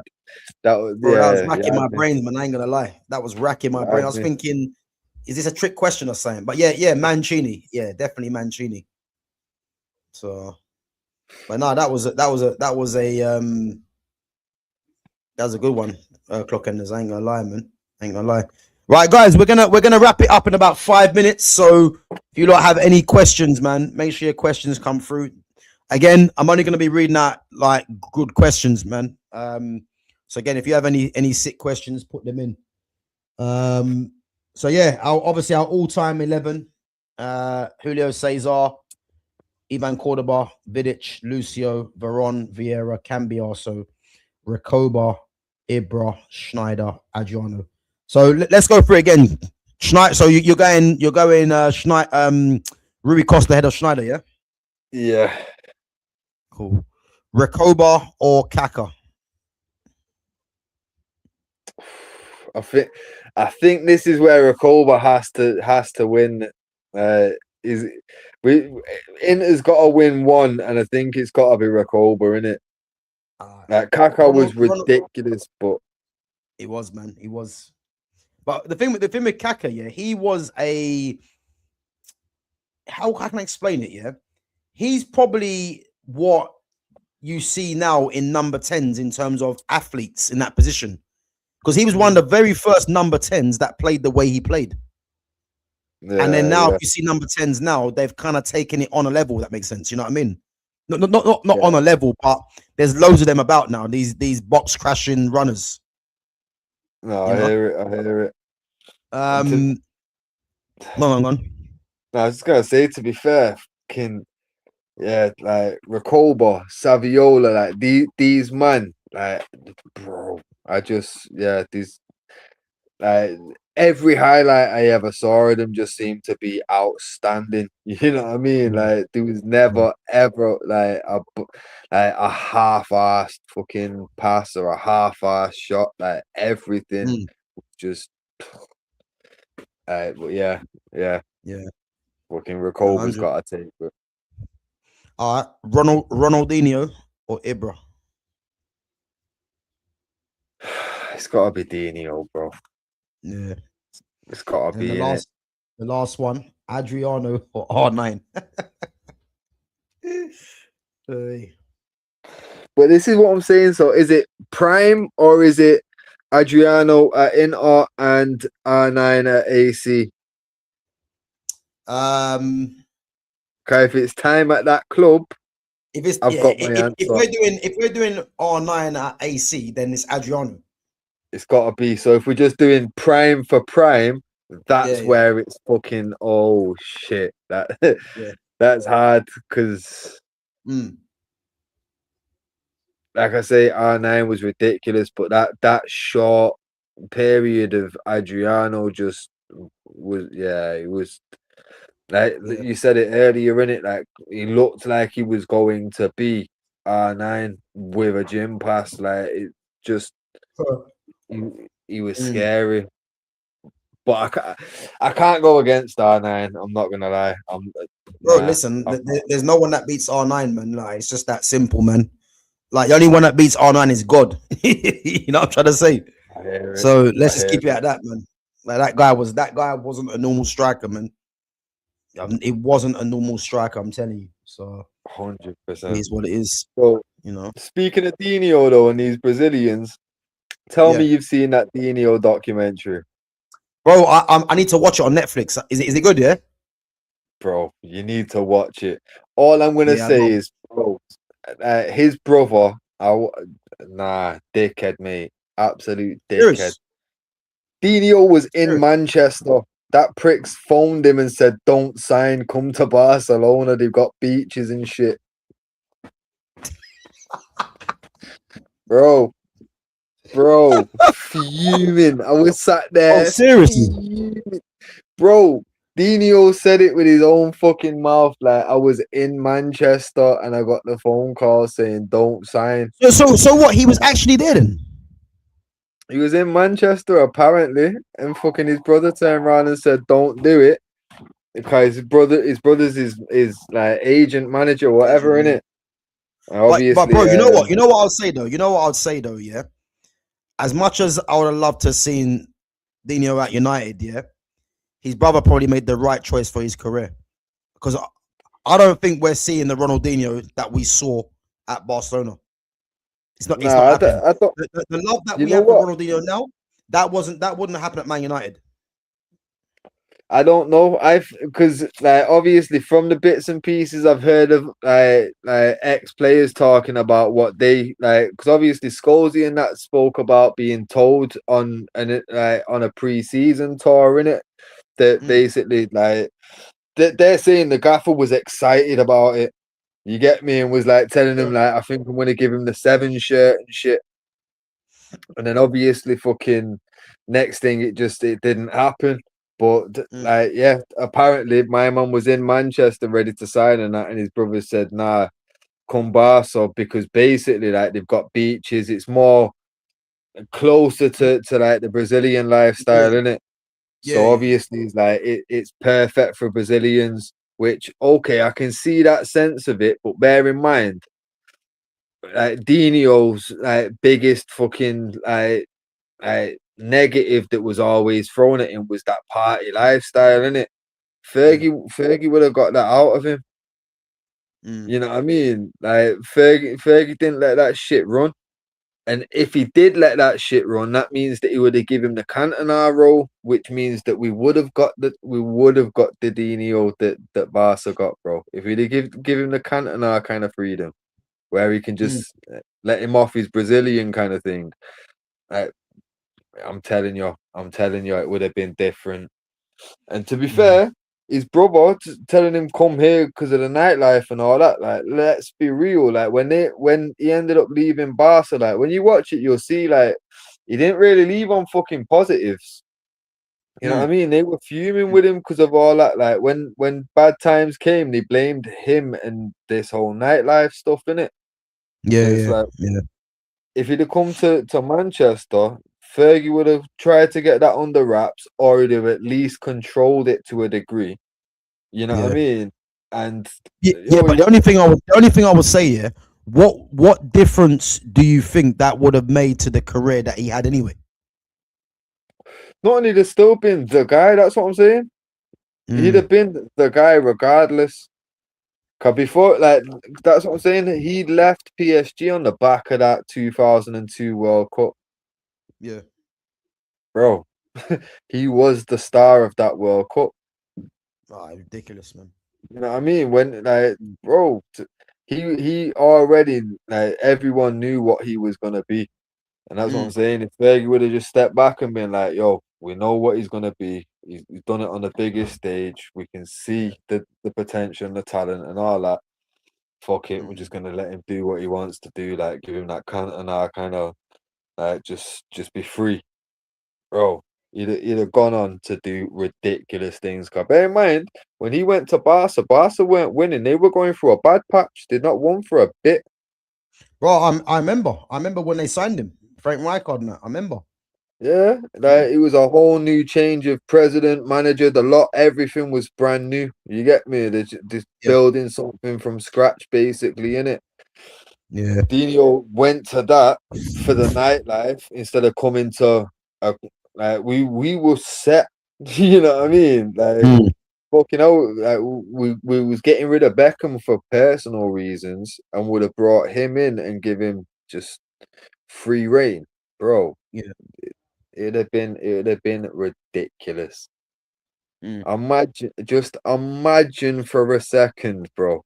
Rude Mm. Van Nistelrooy and Rooney up top with fucking Giggs and fucking Ronaldinho on the wings. Because bear in mind, he was always playing right wing before he went Barca, so he'd have Yeah, stayed bro, on the I'm glad, right I'm wing. glad, I'm glad he never came. Nah, fuck that. Fuck that. I like the inverted thing, but I like them traditional wingers as well. But this is what I'm saying. He'd have got free roam on the pitch. He'd have done what he wanted to. He'd have started Yeah. off in Beckham's He would old start off on the position. right, but just end up wherever. Yeah, yeah. I hear it. Yeah, man. Like, and I'm Yeah. here for that. I'm here for that. Cause Oh, Giggs, listen. Listen, Giggs Dino, man. goals and that they've got the ability to just move around and just adjust for him, accommodate Dino in it. Yeah, Bro, it would have been ridiculous. It would have been ridiculous. It, like I say, I had to actually pause it and take a few minutes, go make a brew and all that, like compose myself. I was fuming. Like, I couldn't concentrate after I seen it. I was like, nah. I think the only satisfaction I take from that, man, is yeah. Listen, what a player he was, man. And if we would have got him, yeah, I reckon we would have enjoyed the football man he was going to bring. But part of me does think him going to Barca. I don't think we would have had. I don't think I would have admired the Ronaldinho had he have come to United, because the reason I say that, because some of the things he was doing in Spain, I don't think he would have been given the opportunity to do that in England. Because as soon as he gets the ball, they're just gonna crash into him, and it wouldn't have had the same effect. You know what I mean? I In my hear it, opinion. Yeah, but I personally think Dino's he was good enough to he would yeah, have been untouchable. Guys would try, you get me? And dude, a yeah, lot of man, like if they do finally catch him, it's gonna be that bad that he's a red. You know what I yeah. mean? Like straight up. But I think it would have elevated his game even more. Because bro, he was so quick thinking anyway. You know Bro, what he I was mean? solid as well. Solid. Trust me, I think he could have adapted to the Premier League, especially Yeah. coming at the age he was, like 20, 21, 22 or something. Bro, Mm. he could have adapted to the Premier League within 2 seasons. And just think at the age of like 24, 25, he's Yeah. adapted to the oh my god. Bro, I'm making myself depressed thinking about it. Yeah, I hear it. I hear it. Let me just go through this chat quickly. Wait, no Zanetti. Yeah, listen, I was thinking the same thing, man. There's no mic on no Zanetti, but because we went for the three at the back, it meant that we couldn't fit Zanetti in there. But yeah, listen, Javier Zanetti, man, for me, one of the all-time greats, in it. But And say for a second, yeah, say if we was gonna switch out Vidic for Zanetti, who do we take out of the top half of that team to put the other fullback in? Who comes out to accommodate yeah, the other fullback, the left side? yeah, exactly. It's not worth it. It's a sacrifice. These 11s, you've got to sacrifice some bad boys every time. Yeah. It's who do you sacrifice there? This is the problem though, because as soon as we didn't go to a back four, I mean, I mean, you can't play Zanetti as a back three anyway, yeah. But I was happy to put Zanetti in the midfield. But can be also Vieira Veron. Yeah, it's difficult to fit him in there, really, isn't it? That's what It I'm is saying. difficult to fit him in there. But And it hurts to leave a player of that quality out. And that's what I'm yeah, saying. From sitting down before we even got into this, I'm looking like the formation I put in the corner there was 3-3-2-2. And I knew looking and I've got Zanetti written down, you know what I mean, knowing full well that he can't make it in the team. yeah, But the other bro. I've just, position, I've just, I've just seen one of the most ridiculous comments I've ever seen. go on. Unfortunately, I would sacrifice Adriano. Listen, Titanium, wait, how old are you, Titanium? I need to know bro, that. listen, yeah. I Let need us to know know. your age, bro, because that's arguably one of the worst I've seen for a while. You would sacrifice Adriano. I don't think people deep just how good this guy was. Trust me, Like, if you like, but haven't that's watched the thing. Adriano, yeah, go and watch some clips of Adriano. He's Nah, 29. but but Yeah, that's the thing, though, Gav. I don't even think clips do it just. I think you have to have lived that period to understand. Because yeah, obviously, bear in mind, bro, we remember that period and know how good all the other strikers were and how head and shoulders he was above everyone. You know what I mean? Like yeah, it like nowadays, it's hard to even give a comparison to how good he was because who would you? I couldn't combine 5 strikers that make an Adriano. Yeah. Who's got his strength? Who's got his power? You know what I mean? Like, who's got the fucking power in his shot? Like, who's got the fuck? Like, bro, no, it doesn't happen. Bro, as I keep saying, yeah, the only person I'm looking at as better than Adriano, because he was that good, yeah. I'm only looking at R9. That's how good he was. And I think don't watch don't look at him for the short career, yeah. Just look at how good he was when he was available. He was an absolute beast, I'm telling you. Like, I've never seen a striker more complete than him. And the reason I say that, yeah, he was probably more complete than R9. But Yeah. R9 was the GOAT. And the reason I say he was more complete, yeah, because Adriano could shoot from range, yeah. He was strong and quick. You know, he was aggressive. He was technical. He could take a free kick. Like, anything you wanted, yeah, he could do. To tell you the truth, if you're taking an attacking player out of there, yeah, the only person that you could possibly argue to take out of there for Zanetti would be Zlatan. Yeah. That's the only one, and that's how outrageous it is. We're talking about prime Zlatan. You can't take prime Zlatan out of this team to accommodate a left back. You know what I mean? Like, nah, I'm not. I can't have it. I can accommodate you take Vidic out for Zanetti, but we're talking about who do you take out of this team to accommodate a left back? Yeah. It's nah.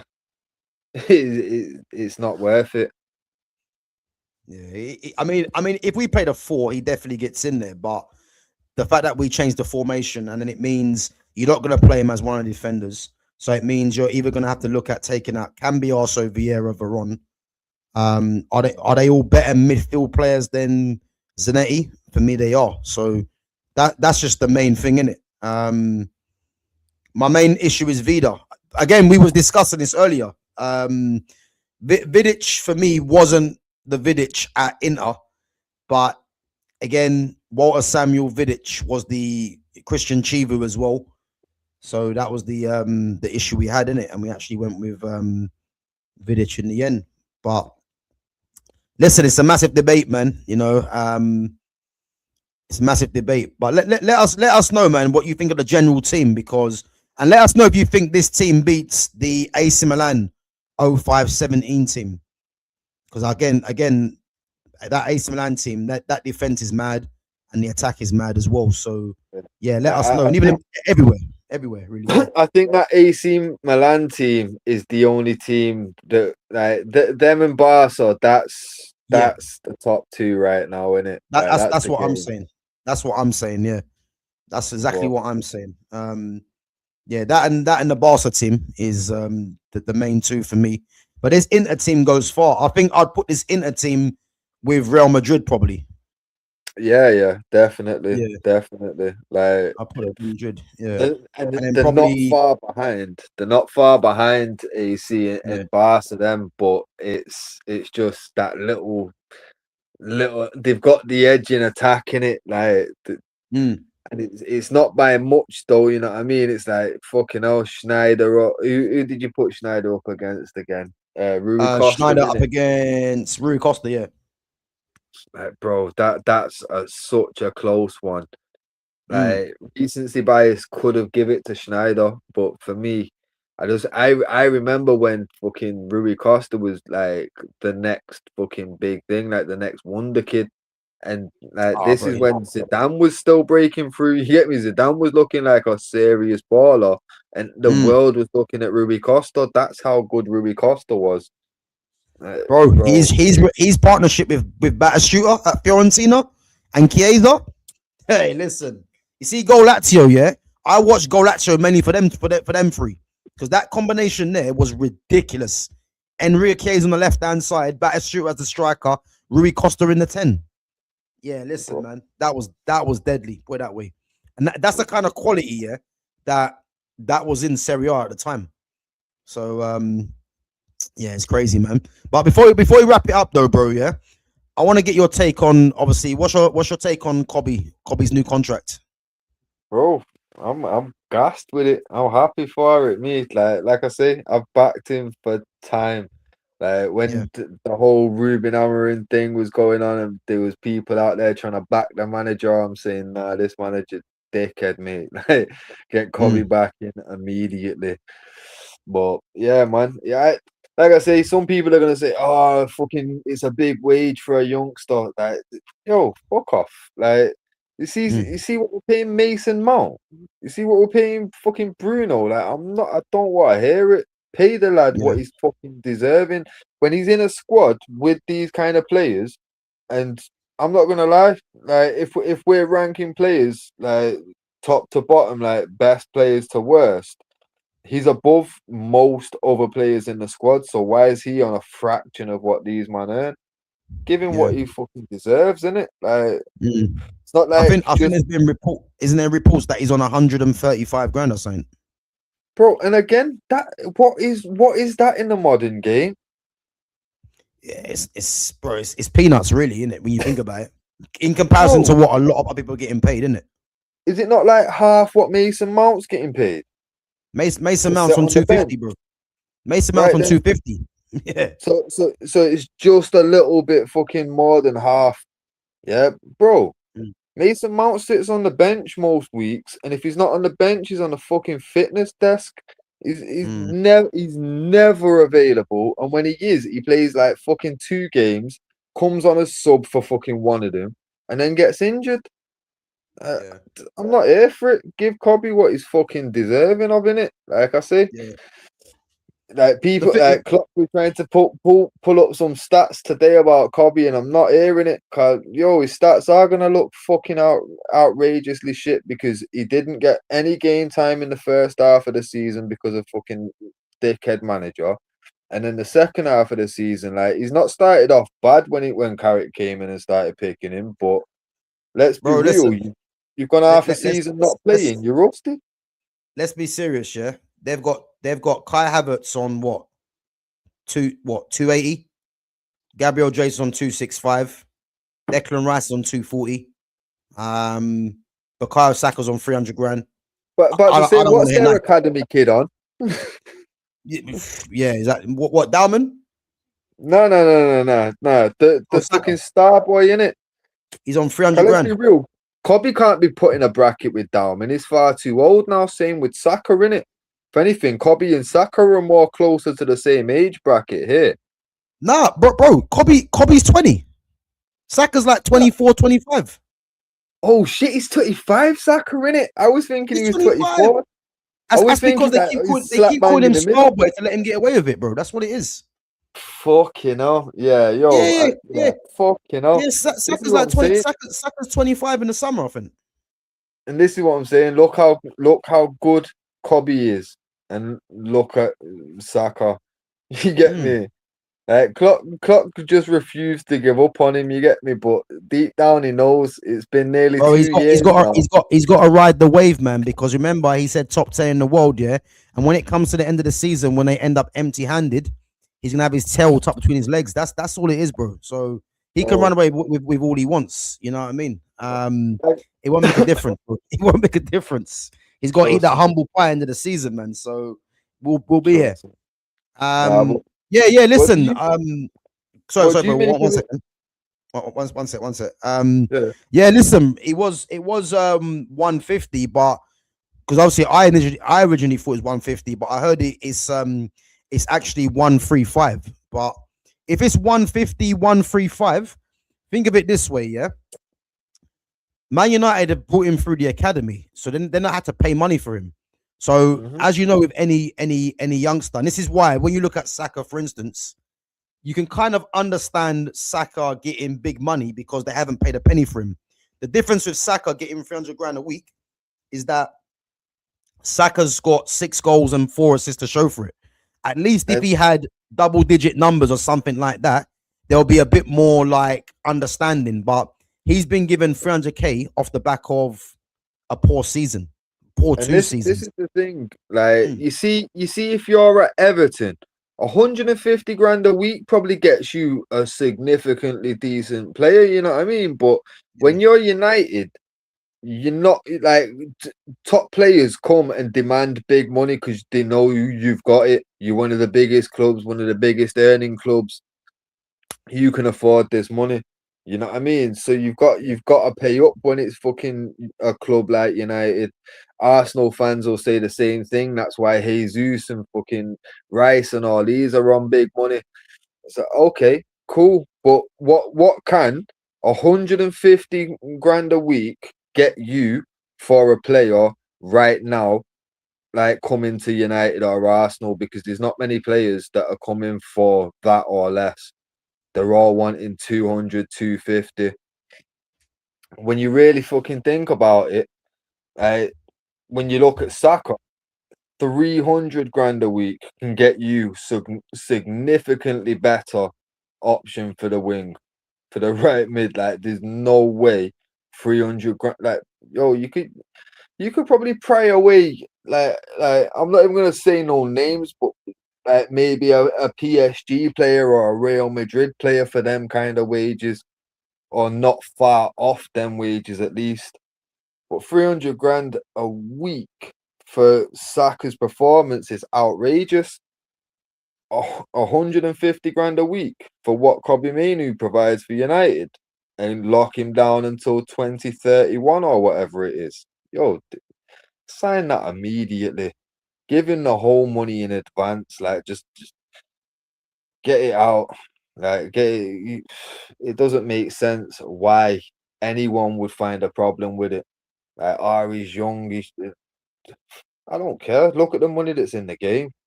Telling me in 4 years' time, if Max Dowman isn't if he's at Arsenal, you're telling me he's not going to be on more than 150 grand a week in 4 years' time. Don't fool yourselves, guys.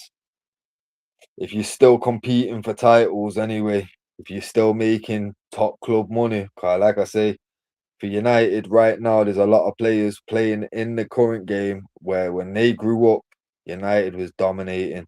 It was Rooney, Ronaldo, Tevez type shit. There's players that they're going to be attracted to United. The only thing that they want to do is make sure they've got Champions League football on the side of that as well. Cause top players want to play in the top competitions, innit?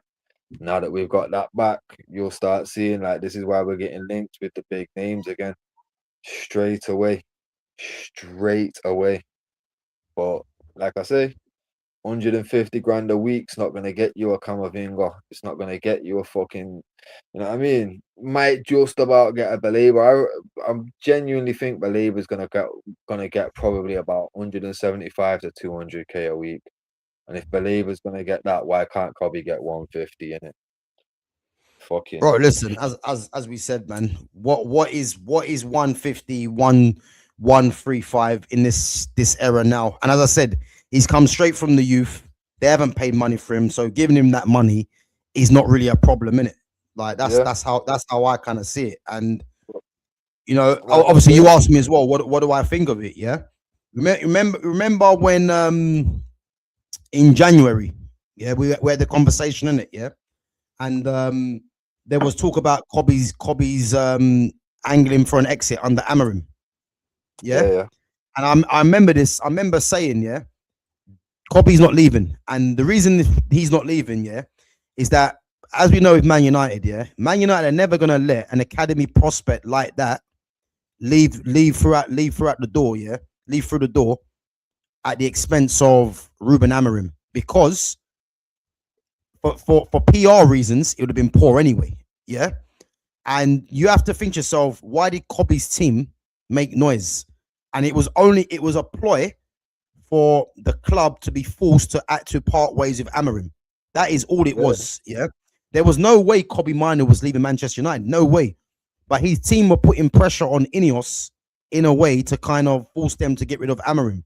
Because Amorim was making fans believe that Kobe was shit. Yeah, well, I don't think that the plan was get Amorim out. I think it was apply pressure so that the board and that applied pressure to make him have to give Kobe games or to make them act in it. Like push Amarim in a corner where the higher ups have said play him or else, you know what I mean? Like give him that ultimatum essentially. But I think Kobe, as long as he was gonna get game time, I think he'd have got over the shit with Amarim. I don't think. I think the main problem with Kobe and his team was the fact that it's a World Cup summer. The literally fucking everything is looking towards the World Cup. This whole season, everyone's been fucking planning towards the World Cup. Yeah. All he wanted to do is make sure he's there, and he knows that. He's one of several options in that position. You know what I mean? And he has to be playing regularly to be in with a shout in it. Obviously, bro, look at it. My man's come back, started playing football for the properly in January, and he's already back in the fucking England squad. Yeah. We're at the end of April, bro. This is how good this guy is at the age of 20. It's took him 4 months to get back into the England squad when everybody else has had half a season on top of him. Bro, 150 does not get you anything close to a Kobe right now. Not for a club like United. Like I say, Arsenal for 300 grand a week. Think of what they could get as a right winger for 300 grand a week. I don't care about this whole Saka comparison nonsense. Like, yo, nah, man, 300k a week could get you a serious winger. 150k a week is not getting you much in midfield. The thing is, though, they've shot themselves in the foot now with Saka because Saka's only going to decline from here because the injuries have killed him. You can clearly see, I know it was his first game back, and you might say in his match rhythm, but you can clearly see that he isn't the Saka that burst onto the scene. Like he's definitely lost something, and it's the injury, And yesterday, like he was getting dispossessed easy. I mean, he was slipping. There was one bit he done well, to be fair, in the second half, which I praised, but they shot themselves in the foot because now what happens, they cannot go and get a top class right winger no more, which is why they're going to be content with Madueke because Madueke is on less money, and they're not going to go and buy a right winger that can push Saka out of the team. So again, they're stuck with Saka now. So they're gonna have to, Arsenal gonna have to hope that Saka actually comes good. Otherwise, they'd give 300 grand to a player that's gonna be on a decline. That's the truth because he ain't gonna be the same after this injury. And all what's gonna happen now is that they're gonna be stuck with 300 grand a week Saka. Then you've got Madueke who isn't good enough, and then you want to try and push through Max Dalman. Max Dalman can only get into the team if it means Saka doesn't. That's the truth. Because are they going to place Max Dalman in the 10? They should be, but again, they might look at the fact that he's a young star, he's got to bide his time and all this other stuff. You know what I mean? Obviously, Eze was a new signing as well. So they've shot themselves in the foot with that Saka signing, really, man. But in terms of Kobe, with Kobe, look at it like this: 150 grand a week, that could still sit on the bench. If we brought in a fucking Camavinga and Tonali or whatever, bro, Kobe would be able to sit on the bench for 150k a week, considering Mason Mount's getting paid 100 grand more and doing that consistently. You know what I mean? Like, as a club, everyone would prefer to pay a player fucking 25 or 50 grand a fucking week instead of 150 grand a week. But at the end of the day, when the player's as good as Mainu and you're gonna lock him down for 5 more years, fuck that. It's peanuts. It's fucking peanuts. But like I say, I'm ecstatic with the news. I fucking knew it was coming from obviously when Amarim went and he started getting game time. Knew it was a matter of time.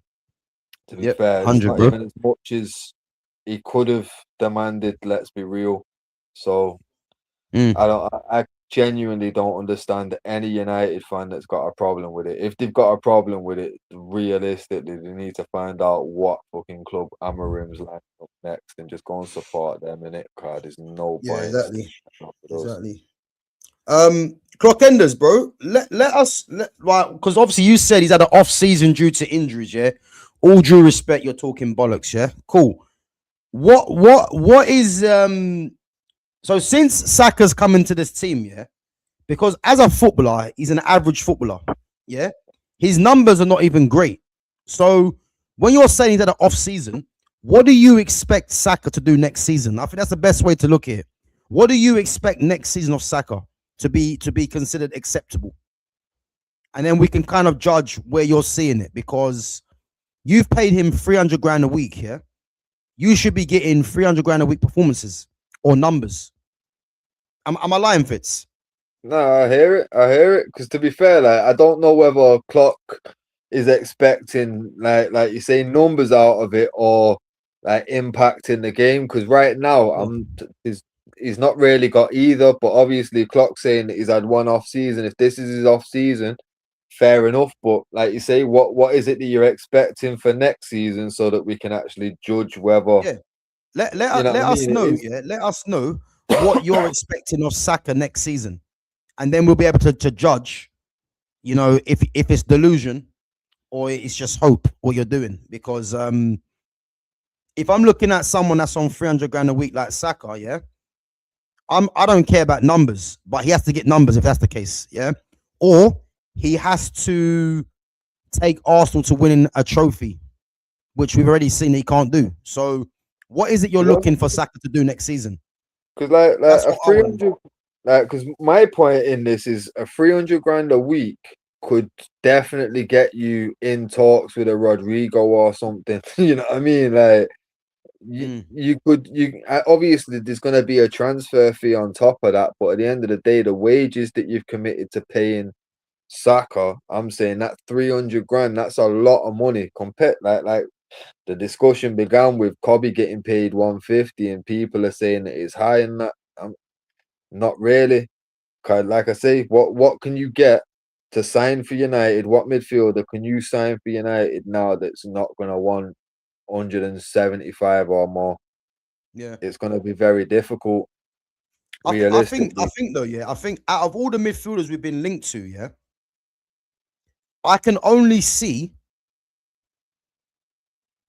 Baleba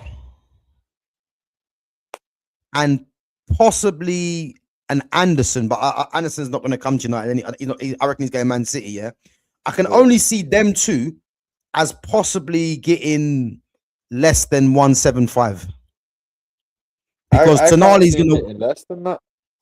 Who's that?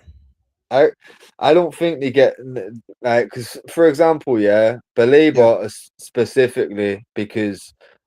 A year ago it was quoted at 100 mil. Now we're quoted 50 mil in it. So when you taking that big of a drop, sorry, bro, have you seen the latest news now already about him? What?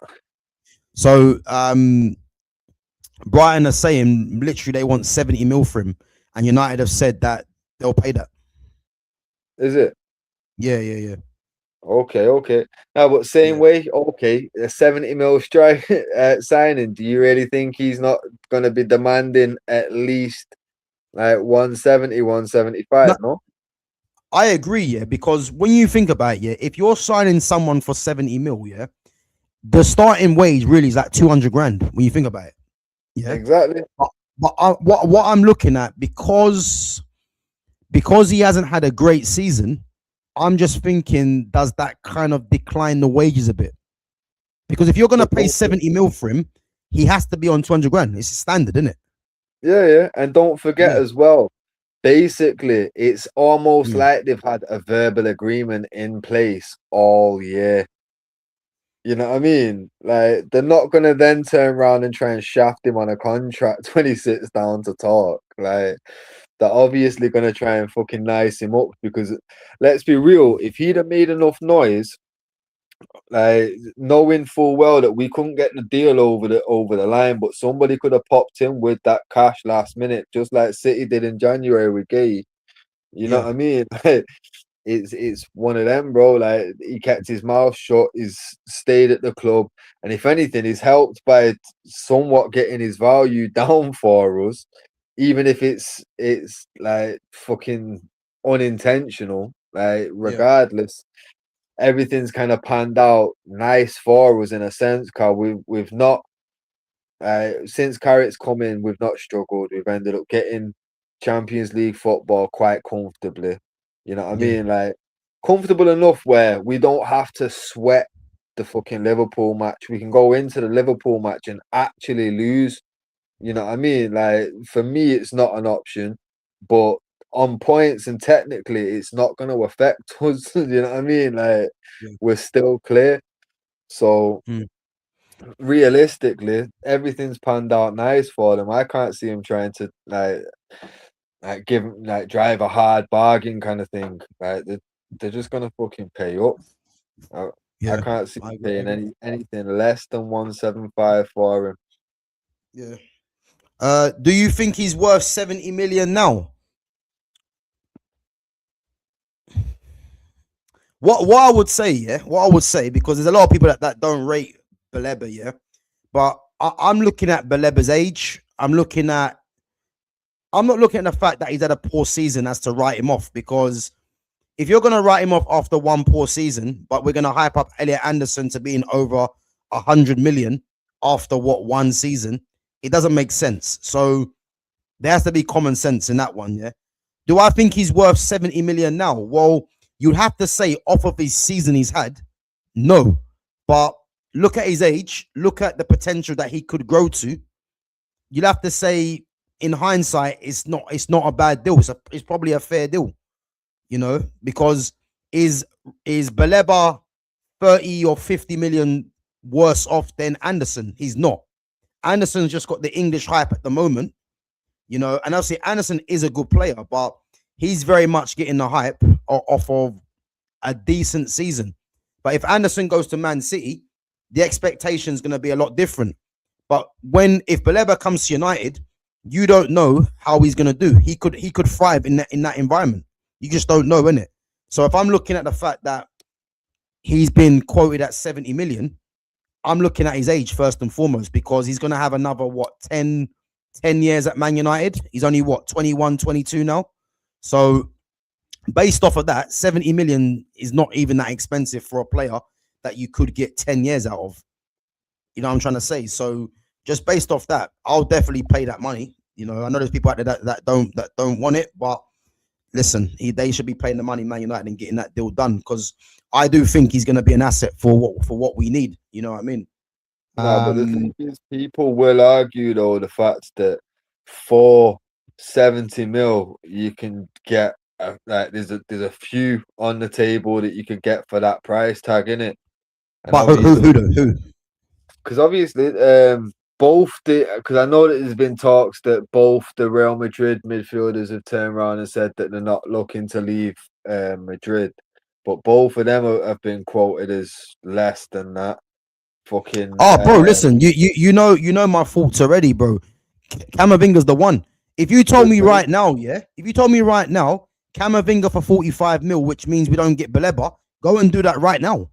That is what I'm on. But this is the the thing, fact though. that There will be Baleba wants people to, out there that are just thinking abandon that and just go all in on Camavinga. But obviously, for me, I feel like United are just they're trying to cover all bases, and they know that realistically we need more than just one of them anyway. Ideally, yeah, we do need two of them. We need both of them in it, yeah, and yeah, and 100. then a third one in that does something slightly different. But realistically, for 70 mil, there's going to be people that are just like, nah, we should go in for Bruno G, or we should go in for fucking XYZ, you know what I mean? But Yeah, obviously, like, for me, I'm not willing to write him off over a bad season, but at the same time, like, I do feel like a bad season should warrant a bit better of a discount. I'd be a bit more comfortable with 60 mil. You know what I yeah, mean? yeah, 50, yeah, 50 seemed perfect when I was hearing 50. Like that's yeah. ideal, isn't it? Mm, Obviously, at a push, 60. 70 does feel a bit bit steep considering the prices that are getting thrown around for other players in the same position. Yeah. But But obviously, bro, what I would say, do you? I don't think Man United are gonna pay 70 million up front. That's the nah, difference. If they say yeah. 70 mil, it's gonna be done in installments anyway.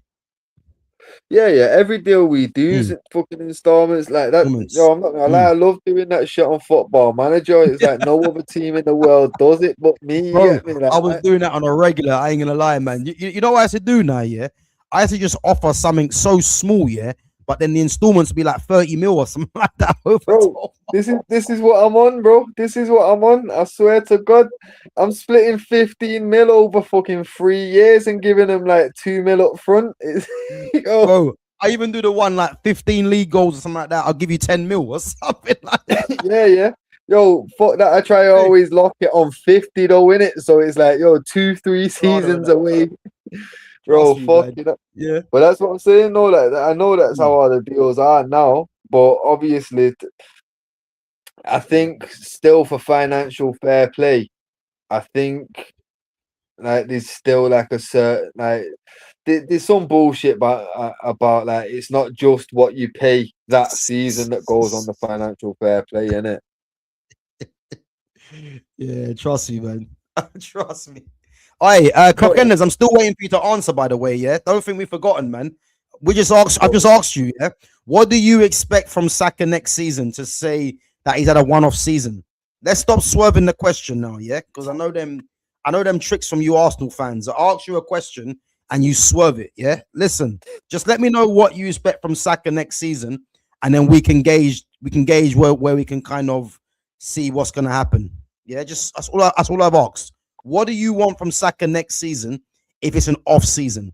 Because I'll tell you this now, yeah. When he fails next season again, I don't want to hear from you. I just want you to keep quiet and just let me enjoy my time. Because you're gonna lose this but, season. Yeah. but that's the thing. I feel like Clock's just backing his boy. I don't Bro, feel but like you can't back your boy, yeah, when you're coming out with this. So you carry on like he was doing before this season, which is what? Just answer the question. First name in the England squad, mate. That means nothing. I What does wouldn't that say mean? that Harry Kane on the season that he's had's definitely the first name on the sheet. Oh, Let's be listen, clear. bro, Jordan Pickford's ahead of him. What's he talking about, man?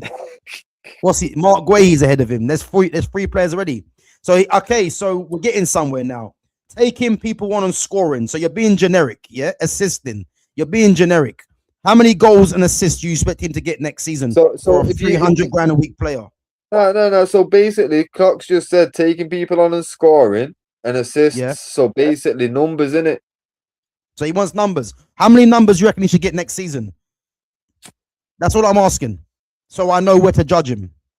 Because I'll tell you now, if he gets the numbers that you're saying, yeah, clock enders, yeah, I'll keep quiet if he hits it. So that's what I'm asking. What's the numbers you reckon he should get? What are we looking at? What 20 goals, 15 assists? So clock enders is saying minimum 15 to 20. 15, 20 what? Be straight on. Come on. 15 to 20 what? That's what I want to know. What all in goal involvements? Because I'm saying now, if you're saying 15 to 20 GA, yeah, that's poor, by the way, for a 300 grand a week player. 15, 20 GA. So he wants 15 to 20 assists. And how many goals then? I'm going to pin this as well, by the way, yeah? I'm pinning it.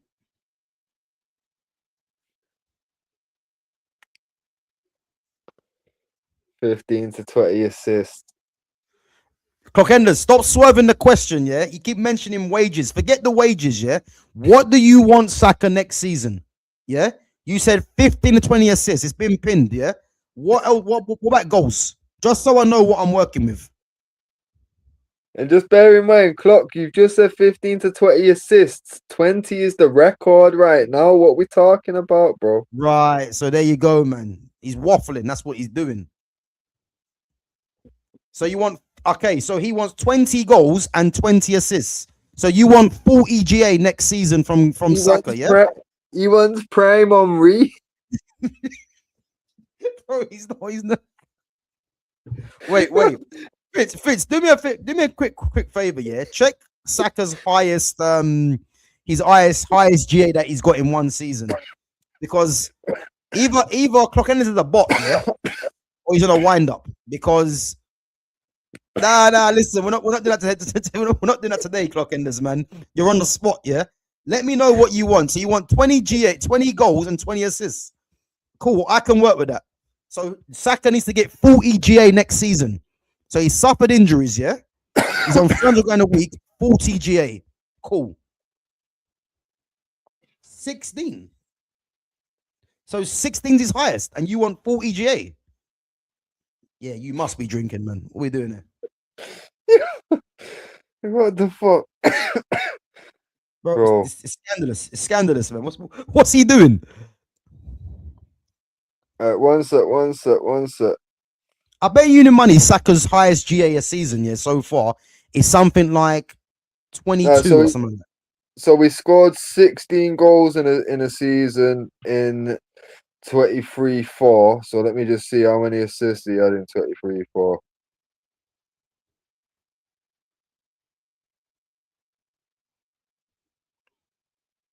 So I want him to score another 15 to 20 across all comps. That makes no sense because the season's almost finished. So just let us know. You want 20 goals, 20 assists. Is that what you want, Clockender? That's all I want to know. So his best season was the 23-24 where we got 16 goals and 9 assists. So you got 25 goal involvements. So his highest GA season is 25, but yet Clockenders wants 40. But in that case, you might as well just write him off now. Clock, just. This is what I'm saying, man. Yeah, Clockend is he's not real, man. He's spamming the same thing. I don't care how much money he earns. Neither do we.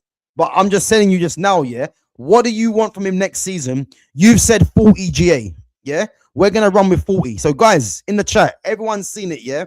Clockender's Arsenal fan, yeah. He wants 40 GA from Saka next season. He wants 20 goals and 20 assists. Let me know if you think in the chat, yeah, if Saka reaches that. If Saka reaches 40 GA, you are never going to hear me say another word about Bukayo Saka again. Yeah? Bro. He's on 350. I'm not gonna lie. It just seems crazy. It just seems crazy. But to be fair, I'm like shit. He earns 350. Bro, listen. No. Bro. Clock. He's not fair, that even if Tom Eaton's in it.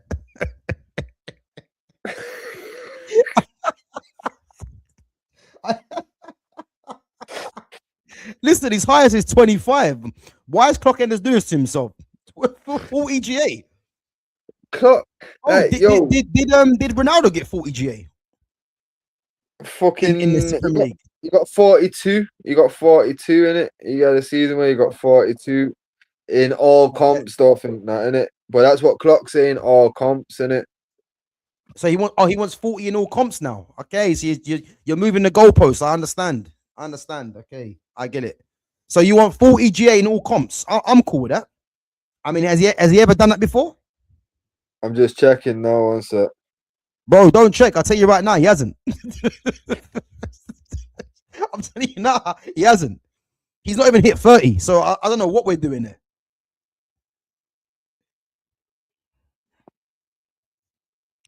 Hey, Clockenders, I'm not worried, man. Trust me, I'm not worried. I think you should be worried.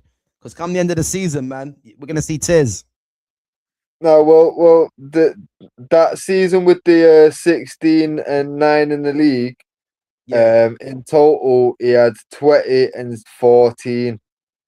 So he's expecting 6 better than his best ever. Yeah, get lost with that, man. You know what I mean? And now Clockend is even saying he won't get 40 across all comps. Well, yeah. That's what you said, Clock. Bro, listen, this guy, I don't know whether he's coming or going. You know what? Let's said 20G and 28 in it. That's 40. Let's move on, man. He's not serious, man. He's not serious. There's not a lot of serious Arsenal fans about, man, unfortunately, you know. Gav, how much does Saka earn? Too much. 350. That's what you said. Yeah. Yeah, exactly, man. 350 for a guy that hit 6 goals and 4 assists and no trophies. Yeah, only Wait, Arsenal. wait. The correct answer is 200k more than he should be. There you go, bro. There you go. And you know what, guys? I'm not sure if you guys have seen it today as well. Yeah, if you haven't seen my short, yeah, on Arsenal's problems, go and check that out. Because I tell you this now, yeah, I checked this today, and let me just tell you now, it is impossible for them to win the league or Champions League this season. Impossible. Go and check my short from earlier. Yeah. It should be under Arsenal have a serious problem. It's a major problem. Yeah. Because I'm saying this now. Yeah. They've got one player out injured, and it's not looking good. Put it that way. Yeah. Because, yeah. Again, I won't spoil it, but go and give it a check, man. It's under my shorts, my most recent short, but it's scandalous. You know what I mean? Yo, just a quick one. Speaking about Arsenal problems, Gav, have you seen the stats for Arteta in April? No, go on, read them out. Go on, let me hear this. No. In every single April combined that he's been manager of Arsenal, how many games has he won? So what, for under 6 years? 6 years. I'm gonna say months of football. I'm gonna say less than 5. Correct. I'll take a wild guess. 3. I might someone double check it for me, but I swear it's 1. You're lying. I swear he's only won 1 game in April. And what? So, and is it including this April as well? Yeah. Yeah. And that was against Newcastle. One sec, let me just pull it up now just to double check. But I swear it was 1. Yeah, they're not serious, man. Bro. It's Joe. One sec. Bro, the gimmick has to end, man. It has to end. As I said, you guys are playing you know what it is now? You know what I'm looking forward to now, yeah? Because this is crunch time now. Because this is where Arsenal realistically have to win every game now. Every game they have to win, yeah? They have got Fulham on Saturday who'll be rested up. Then you've got Champions League, the second leg against Atletico Madrid, yeah? Fitz, you do realize, bro, come Wednesday, the season could be over for Arsenal. Come Wednesday.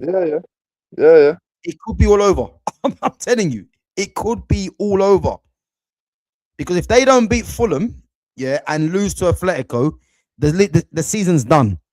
Because City have been there so many times, they know what's required. They're getting players back.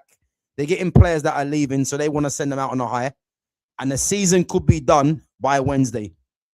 Clock enders. Don't say you wasn't warned. You and that pussy old Mamba, yeah. You see Mamba, I don't forget, yeah. You see you're one that's gonna get it at the end of the season because that behavior that you're displaying, yeah. I told you already. You see him upstairs, he doesn't forget, man. And you think you can just run away when your team gets beat and start gloating, you know, when you start scoring.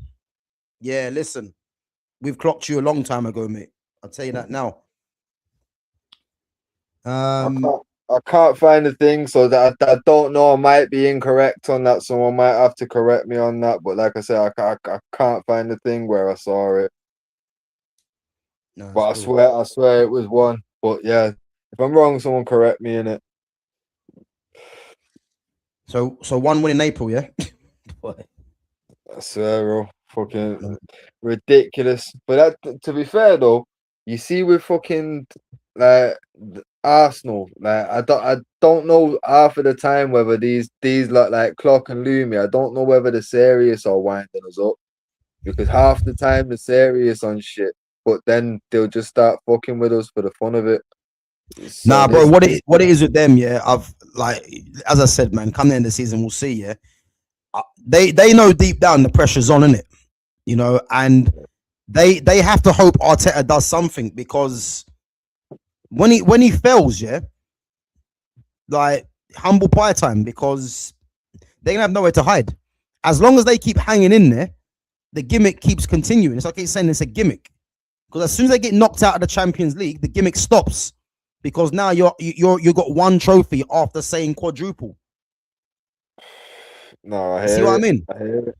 So I'm just calm, because quadruple, treble, now it's a domestic, now it's a double. And even if you guys beat Atletico, which you won't, by the way, yeah, you're not beating PSG or Bayern Munich. It's impossible. You don't beat them after scoring one goal in like the last 8 games. Like one goal, you're scoring single goals. You know what I'm trying to say? Go and have a watch of my short, and you'll see the breakdown, because it's shocking reading. Put it that way. I couldn't believe it when I see it. Last 8 games, Fitz. I couldn't believe it. Yeah. And there we go. Defense wins you titles. Yeah. Listen, you ain't got Rio and Vidic, man. You got Gabriel and Saliba. As soon as the game gets opened up, you guys just can't start conceding, man. Let's not do that. And not to mention, they've never won titles. So what are we doing here? You know what I mean? Yeah. Yeah. And again, I think Clockenders is bantering, yeah. But let's see if he's bantering end of the season, because I'll be bantering. I'll tell you that for free. You know what I mean? So you've been warned, Clockenders. You've been warned. But yeah, listen, man, we're gonna wrap it up anyway. Guys, big up to yourselves for coming on each and every time. Obviously, a lot of banter, man, which is what we love. It's all love, but listen, end of the season, man, there'll be tears, and we'll still be showing the love. You know, but nah, Fitz, man, big up for coming on, bro. Anyway. Yeah, man. Yo, thanks for having me, man. Yeah, no worries, man. It's been a good one. But guys, listen, we done our all-time 11, Inter Milan, and as I said, some tough players to leave out, Zanetti, Maicon, but listen, we're happy with the team that we picked, and as I said, man, it's one of the toughest teams that we've had to do, really, I would say, because you know, Zanetti, Maicon being left out, no Luis Figo as well, you know, no Coutinho. But again, this is why we like doing these kind of things, because it's not easy to devise a team, man. But we got there in the end, and we move on next week to Juventus, yeah? Yeah. So, yeah, Juventus. That'll be Who another got tough left one. in Syria now? Juve, Roma. I think if we do the major team, so we can do Juve, Roma, Lazio, probably, innit? Yeah. Yeah, Juve, Roma, Lazio, and then we're gonna move on to Germany. And I think the German one, I mean, it's only really 2 teams in Germany, but it's gonna be an enjoyable one, really, doing that. Yeah. So yeah, man, we'll be looking forward to that one. But guys, as always, make sure you smash the like button. Make sure you sub to the channel if you're new, and make sure you share the channel, and make sure you hype it as well. And make sure you follow Fitz as well on his socials, which is in the description. So it's Fitz_LCN on Instagram. So yeah, make sure you go and give him a follow after that, and check out his YouTube as well, actually. So make sure you give him some views on there as well. And as I said, guys, go over and check out my playlist and check out my recent short. You know, as I said, there's some Arsenal conversation over there, which is interesting, which you guys will find out that is crazy, which is why for me, they can't win anything this season based off of that. And as I said, yeah, check out all the other content as well. And guys, I'll be back live. I might be live tomorrow. I'm not too sure yet, but definitely on Saturday. So again, I'll be doing like a little mini series on my my previous footballing career at both Chelsea and Tottenham. So I'm gonna break it down into like little sections of how I ended up at Chelsea, which is the first one, and then just going through some of the memories. And obviously, I'll be moving on to Tottenham as well. So yeah, make sure you guys, if you're free, come through at 2:00 on Saturday, and then Sunday, I'll be doing a live fitness workout at 12:00, which will be a good one. I'm gonna try and find a park somewhere and just get it going, you know. So and obviously we got the watch along for United and Liverpool on Sunday with myself, Fitz, and Jonas.